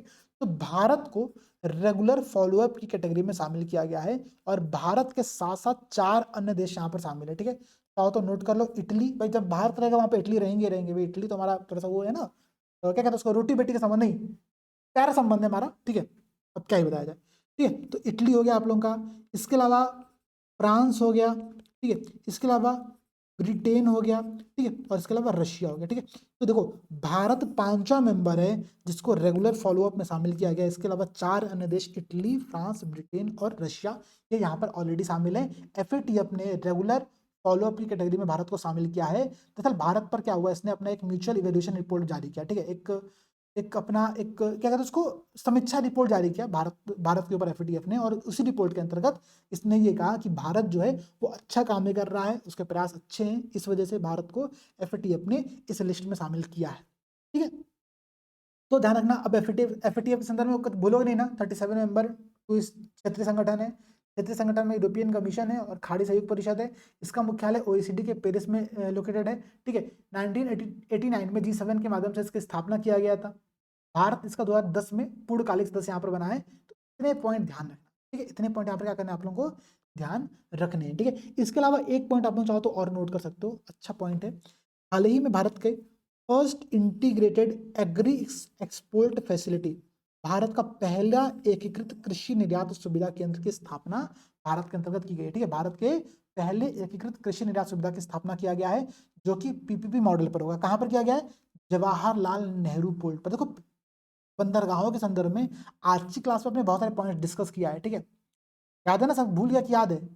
आई होप याद होगा, ठीक है। तो जवाहरलाल नेहरू पोर्ट को यहाँ पर इस पोर्ट के अंतर्गत पहला एकीकृत कृषि निर्यात सुविधा केंद्र, ठीक है, first integrated agree export facility, जो कि PPP मॉडल पर है, उसको यहाँ पर लागू किया गया है, ठीक है, यहाँ पर चालू किया जा रहा है। तो ये बात ध्यान रखना आप लोग, इंपॉर्टेंट टॉपिक है, इससे प्रश्न बनेगा तो गलती नहीं करना है, ठीक है। अब समझो, ठीक है, अब समझो, अब हम लोग यहाँ क्या देखने वाले, मैं एक बार आप लोगों को जल्दी से कुछ पॉइंट्स रिवाइज कराऊंगा कि कैसे हम लोग को पढ़ना है, ठीक है। अभी तक हमने डिटेल में सब कुछ देखा। देखो खरीफ फसलों के संदर्भ में आपने देखा कि खरीफ फसलें कौन कौन सी होती है। सरकार MSP जारी करता है, तो MSP में CSCP और CCEA, ठीक है, इन दोनों की भूमिका क्या होती है हमने देखा। 23 फसलें, जिसमें से 22 फसलों के लिए MSP, एक फसलों के लिए FRP होता है। अच्छा यहीं पर एक पॉइंट और ध्यान रखो, एक होता है इसको हम कहते हैं स्टेट एडवाइजरी प्राइस, SAP, राज्य समर्थित मूल्य कहते हैं, राज्य क्या कहते हैं यार, स्टेट एडवाइजरी प्राइस होता है, SAP कहा जाता है उसको। SAP भी गन्ना के लिए जारी होता है, पर SAP सामान्य तौर पर FRP से ज्यादा होता है, पर अभी PYQ में प्रश्न पूछा हुआ है, ठीक है। अब देखो धान के लिए 2300 रुपए का MSP हमने घोषित किया हुआ है, और राम तिल या फिर नाइजर सीड के लिए सबसे अधिक MSP यहाँ पर हमने घोषित किए। टोटल 14 खरीफ फसलें, 6 रबी फसलें, 2 कॉमर्शियल फसलें यहाँ पर शामिल है, ठीक है। इतनी बातें ध्यान रखना। FDI के संदर्भ में आपने देखा कि 44.43 अरब डॉलर का इन्वेस्टमेंट आया है, जो कि 3.5% कमी को दर्शाता है। और सिंगापुर नंबर 1 पर है, मॉरिशस नंबर 2 पर है, और USA नंबर 3 पर है। ये 3 पॉइंट ध्यान रखना है। नीदरलैंड और जापान से आने वाले FDI में इस बार वृद्धि देखने को मिला, ठीक है। कंटेनर पोर्ट परफॉर्मेंस इंडेक्स में टॉप 100 पोर्ट्स में भारत के 9 पोर्ट शामिल है। 1900 नंबर पर विशाखापट्टनम है, 2700 नंबर पर मुंद्रा है, ठीक है। ये 2 पॉइंट हम लोग ध्यान रखेंगे। मुंद्रा गुजरात में, विशाखापट्टनम आंध्र प्रदेश में है। विशाखापट्टनम ने अपनी रैंकिंग 115 से 19वें स्थान पर आया है, ठीक है, जो कि सागरमाला प्रोजेक्ट का काम है। कंटेनर पोर्ट परफॉर्मेंस इंडेक्स को वर्ल्ड बैंक और S&P ग्लोबल मार्केट इंटेलिजेंस जारी करता है। पहले नंबर पर यहाँ पर चाइना का यांगशान पोर्ट है, और दूसरे नंबर पर ओमान का सलाला पोर्ट है, ठीक है। अब देखो भाई थर्ड नंबर, अगला पॉइंट देखो, ठीक है, अगला पॉइंट है वधावन पोर्ट के संदर्भ में, ठीक है। तो वधावन पोर्ट भारत का 13वां मेजर पोर्ट है। ग्रीनफील्ड प्रोजेक्ट के माध्यम से निर्माण किया गया। हाल ही में प्रधानमंत्री मोदी ने India's largest deep water port Wadhawan port का उद्घाटन किया है, जो कि विश्व के 10 महत्वपूर्ण बंदरगाहों में शामिल होगा, ठीक है। ये आप लोग इसकी मैपिंग यहाँ पर देख सकते हो, दिया हुआ है। मेजर पोर्ट माइनर पोर्ट क्या होता है हमने डिस्कस ऑलरेडी कर लिया, ठीक है। एक क्वेश्चन मैंने आप लोगों को बताया था कि कामराजर पोर्ट तमिलनाडु में है, मुंद्रा पोर्ट गुजरात में, विशाखापट्टनम पोर्ट आंध्र प्रदेश में। ये सारे पॉइंट आपने यहाँ पर डिस्कस कर लिए, ठीक है। अब देखो ट्रांसशिपमेंट हब, ठीक है, भारत का पहला ट्रांसशिपमेंट हब विजिंगम पोर्ट केरल में है। अडानी समूह इसको नियंत्रित कर रही है, देखा आपने। अभी आपने एक और पॉइंट देखा सबसे लास्ट में कि एग्री एक्सपोर्ट जोन कहाँ पर डेवलप किया जा रहा है भारत का पहला, तो वो आप लोगों का है जवाहरलाल नेहरू महाराष्ट्र वाला पोर्ट, ठीक है, याद रहेगा ना। आगे बढ़ा जाए। RBI के संदर्भ में हमने 3 पॉइंट देखा कि RBI ने 100 टन सोना ब्रिटेन से मंगाया है, ठीक है, क्या क्या कॉन्सेप्ट हमने यहाँ पर देख ही लिया। KGF कर्नाटक में सबसे बड़ा उत्पादक है गोल्ड का, ठीक है, ये पॉइंट आपने समझा। आपने देखा कि जिग करेंसी जो है वो जिम्बाब्वे गोल्ड समर्थित करेंसी है। भारत का जो टॉप ट्रेडिंग पार्टनर्स उसमें चाइना नंबर 1 पर है, जो कि अमेरिका को पिछाड़ करके आगे आया है। अमेरिका दूसरे नंबर पर है, यूएई तीसरे नंबर पर है, ठीक है। ये GTRI की रिपोर्ट है, ग्लोबल ट्रेड रिसर्च इनिशिएटिव की रिपोर्ट है, ये ध्यान रखिएगा आप लोग। इसके बाद देखो प्रवाह portal, retail digital mobile application, fintech repository और एमटेक रिपोजिटरी, ये सब काम RBI का है। क्या क्या काम है हमने डिस्कस कर लिया है, ठीक है। जनधन योजना के लागू होने के 10 वर्ष पूरे हो चुके हैं। 53 करोड़ अकाउंट यहाँ पर खोला गया है, जो कि इंटरेस्टिंग है, इंपॉर्टेंट पॉइंट है, याद कर लेना। डोमेस्टिक एविएशन मार्केट की अगर हम बात करें तो नंबर 1 पर अमेरिका है, नंबर 2 पर चाइना, नंबर 3 पर भारत है, ठीक है। भारत ने 2014 के 5वें स्थान के कंपेरिजन में इस बार तीसरा स्थान हासिल किया, जो कि अपने में एक बड़ी बात है। ग्लोबल यूनिकॉर्न इंडेक्स की बात करें हम लोग तो ग्लोबल यूनिकॉर्न इंडेक्स में भी सेम रैंकिंग है, नंबर 1 पर अमेरिका, नंबर 2 पर चाइना, नंबर 3 पर भारत। भारत के पास टोटल 67 यूनिकॉर्न है। हालांकि ये रिपोर्ट बताती है कि भारत में जो स्टार्टअप इकोसिस्टम है वो खराब हुआ है, क्योंकि हमारे यूनिकॉर्न की संख्या भी कम हुई है यहाँ पर, ठीक है, ये बात ध्यान रखना आप लोग। और ग्लोबल यूनिकॉर्न इंडेक्स ये भी बताती है कि ये रिपोर्ट जो है ये ह्यूरन इंस्टीट्यूट के द्वारा जारी किया गया, ठीक है, ह्यूरन इंस्टीट्यूट के द्वारा जारी किया गया है। ये एक बात है। यूनिकॉर्न क्या होता है, तो $1 बिलियन से अधिक वैल्यू वाली कंपनी को हम लोग यूनिकॉर्न में शामिल करते हैं, ठीक है। ग्लोबल फॉरेस्ट वॉच ये कहता है कि 2.33 मिलियन हेक्टेयर वन आवरण को भारत में वर्ष 2000 के बाद से नुकसान पहुंचा है, ठीक है, जिसमें से 4,14,000 हेक्टेयर प्राइमरी फॉरेस्ट के अंतर्गत शामिल होता है, ठीक है। इसका सबसे बड़ा हिस्सा आपका नॉर्थ ईस्ट के 5 स्टेट असम, मिजोरम, अरुणाचल, नागालैंड और मणिपुर में देखने को मिलता है। मैंने आपसे एक प्रश्न पूछा कि फॉरेस्ट राइट एक्ट मतलब वन अधिकार अधिनियम 2006 और ये कौन सा मंत्रालय लागू करता है, ध्यान रखना, इसका आंसर आप लोगों को कमेंट सेक्शन में बताना ही पड़ेगा। सब लोग बता जल्दी अब, ठीक है। अब देखो भारत की first satellite in orbit third बीमा पॉलिसी टाटा AIG के द्वारा शुरू की गई, ठीक है। टाटा AIG मतलब टाटा अमेरिकन इंटरनेशनल ग्रुप के द्वारा शुरू किया गया, ठीक है। इसी के लिए आपने देखा था कि बजट में वेंचर कैपिटल फंड की स्थापना किया गया था, जो कि आने वाले 10 वर्षों में इस पूरे स्पेस इकोनॉमी को 5 गुना बढ़ाएगा। 1000 करोड़ रुपए का यहाँ पर एक वेंचर कैपिटल फंड बनाया गया, ठीक है। FDI पर आपने अंगटाड की भी रिपोर्ट देखा था। अंगटाड रिपोर्ट वर्ल्ड इन्वेस्टमेंट रिपोर्ट जारी करता है। वर्ल्ड इन्वेस्टमेंट रिपोर्ट बताता है कि पूरे विश्व में नंबर 1 पर अमेरिका है, नंबर 2 पर चाइना है और 15वें स्थान पर भारत शामिल होता है, जो कि जिसकी रैंकिंग पहले 8वीं थी, अभी वो घट करके 15वें स्थान पर चला गया, ठीक है। मतलब यहाँ पर रैंकिंग भारत की खराब हुई है। RBI ने सरकार को 2.11, ठीक है, 2.11 लाख करोड़ का डिविडेंड दिया, जो कि आज तक के इतिहास में सबसे ज्यादा है, ठीक है। मैंने आपसे प्रश्न यहाँ पर पूछा था कि RBI की स्थापना किस कमेटी के माध्यम से किया गया था और इसका राष्ट्रीयकरण कब किया गया है, ठीक है, इसका राष्ट्रीयकरण कब किया गया। आप देख सकते हो सबसे अधिक डिविडेंड इस बार दिया गया है। ग्लोबल सिटीज इंडेक्स जो कि ऑक्सफोर्ड इकोनॉमिक्स के द्वारा जारी होती है, इस रिपोर्ट के अकॉर्डिंग भारत का दिल्ली 350वें स्थान पर है और उत्तर प्रदेश का सुल्तानपुर 1000वें स्थान पर है, ठीक है। ये 2 पॉइंट हम लोग को याद रखना है। फूड वेस्ट इंडेक्स के अंतर्गत मैंने देखा था कि फूड वेस्ट जो है वो आपका सस्टेनेबल डेवलपमेंट गोल 12.3 में शामिल होता है, रिस्पॉन्सिबल कंजम्पशन, ठीक है, एक जिम्मेदार पूर्वक उपभोग की बात ये करता है। और यहाँ पर हमने ये भी देखा था कि शहरी क्षेत्र में फूड वेस्ट ज्यादा है, ग्रामीण क्षेत्र में फूड वेस्ट कम है। ये पूरी रिपोर्ट UNEP के द्वारा यहाँ पर जारी किया गया था, ठीक है। अब देखो भाई SDG के सारे 17 को याद होने चाहिए, एग्जाम में प्रश्न पूछेगा तो गलत मत करना, ठीक है। अब देखो भाई इसके बाद टाइम्स पत्रिका के आपने 100 प्रभावशाली कंपनियां देखी थी, इसमें आपने देखा था कि पायनियर स्टडी के अंतर्गत सीरम इंस्टीट्यूट को शामिल किया गया था और टाइटन स्टडी के अंतर्गत टाटा ग्रुप और रिलायंस को शामिल किया था, ठीक है। रिलायंस को भारत के विकास का रथ कहा गया था, तो ये बात भी हम लोग को ध्यान रखना है। फोर्ब्स ने अरबपतियों की लिस्ट जारी किया था, इसमें हमने बर्नॉल देखा था, ठीक है, फ्रांस के बर्नॉल से बर्नॉल्ड, भाई नाम याद करने का तरीका बता रहा हूँ आप लोगों को, ठीक है। कोई मुझे कमेंट नहीं करेगा कि भाई सर आप तो बर्नॉल बोल दिया, किसी का नाम आपने चेंज कर दिया, ठीक है। भाई बर्नॉल्ड है, बर्नॉल याद कर लो, याद करना ईजी है। एलॉन मस्क नंबर 2 पर है, 9वें नंबर पर मुकेश अंबानी यहाँ पर शामिल है, ठीक है। तो ये रिपोर्ट आप लोगों की है अरबपतियों की सूची फोर्ब्स मैगजीन के द्वारा। फोर्ब्स मैगजीन बताते हैं कि इस बार अरबपतियों की संख्या में वृद्धि देखने को मिला, ठीक है। चाबहार पोर्ट का शाहिद बेहेश्ती टर्मिनल को भारत ने 10 साल के लिए एग्रीमेंट पर ले लिया है अपने पास। 10 साल पूरा मैनेजमेंट भारत करेगी, इसका इंपॉर्टेंट है। ये ईरान का पोर्ट था, चाबहार पोर्ट, याद रहेगा आप लोगों को, ठीक है। एफ्टा हमने देखा था, एफ्टा में 4 देश शामिल थे, लिंचेस्टीन, आइसलैंड, नॉर्वे और स्विट्जरलैंड, ठीक है। एफ्टा के साथ में टेपा एग्रीमेंट किया था, आने वाले 15 वर्षों में $100 अरब यहाँ से लेकर के भारत सरकार आने वाली है, ये कॉन्सेप्ट था, ठीक है। इरिडा हमने देखा था, अच्छा यहीं पर बताने वाला था ना कुछ आप लोगों को पॉइंट और बता दिया शायद, हाँ। इरिडा मैंने देखा था कि अभी शायद टोटल 25 नॉर्थन कंपनी आपकी शामिल हो चुकी हैं, लेटेस्ट न्यूज है, एक बार चेक कर लेना आप लोग फिर से भी, ठीक है।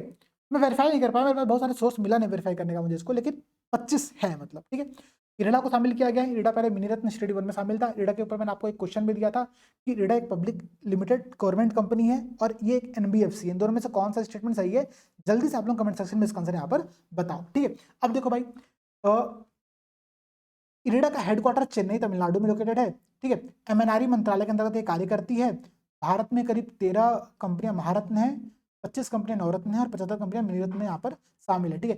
कुछ लेटेस्ट नवरत्न कंपनियां जैसे कि SJVN, NHPC, रेलटेल और सेकी SECI solar energy corporation of India, इन कंपनियों को यहाँ पर शामिल किया गया है, ठीक है। अब देखो multi dimensional poverty index NITI Aayog पर हमने बहुत डिटेल में चर्चा किया। इसे 12 इंडेक्स का प्रयोग करता है, इंडिकेटर का प्रयोग करता है, जबकि जो UNDP और OPHI है, ठीक है, ये 10 इंडिकेटर का प्रयोग करते हैं, ठीक है।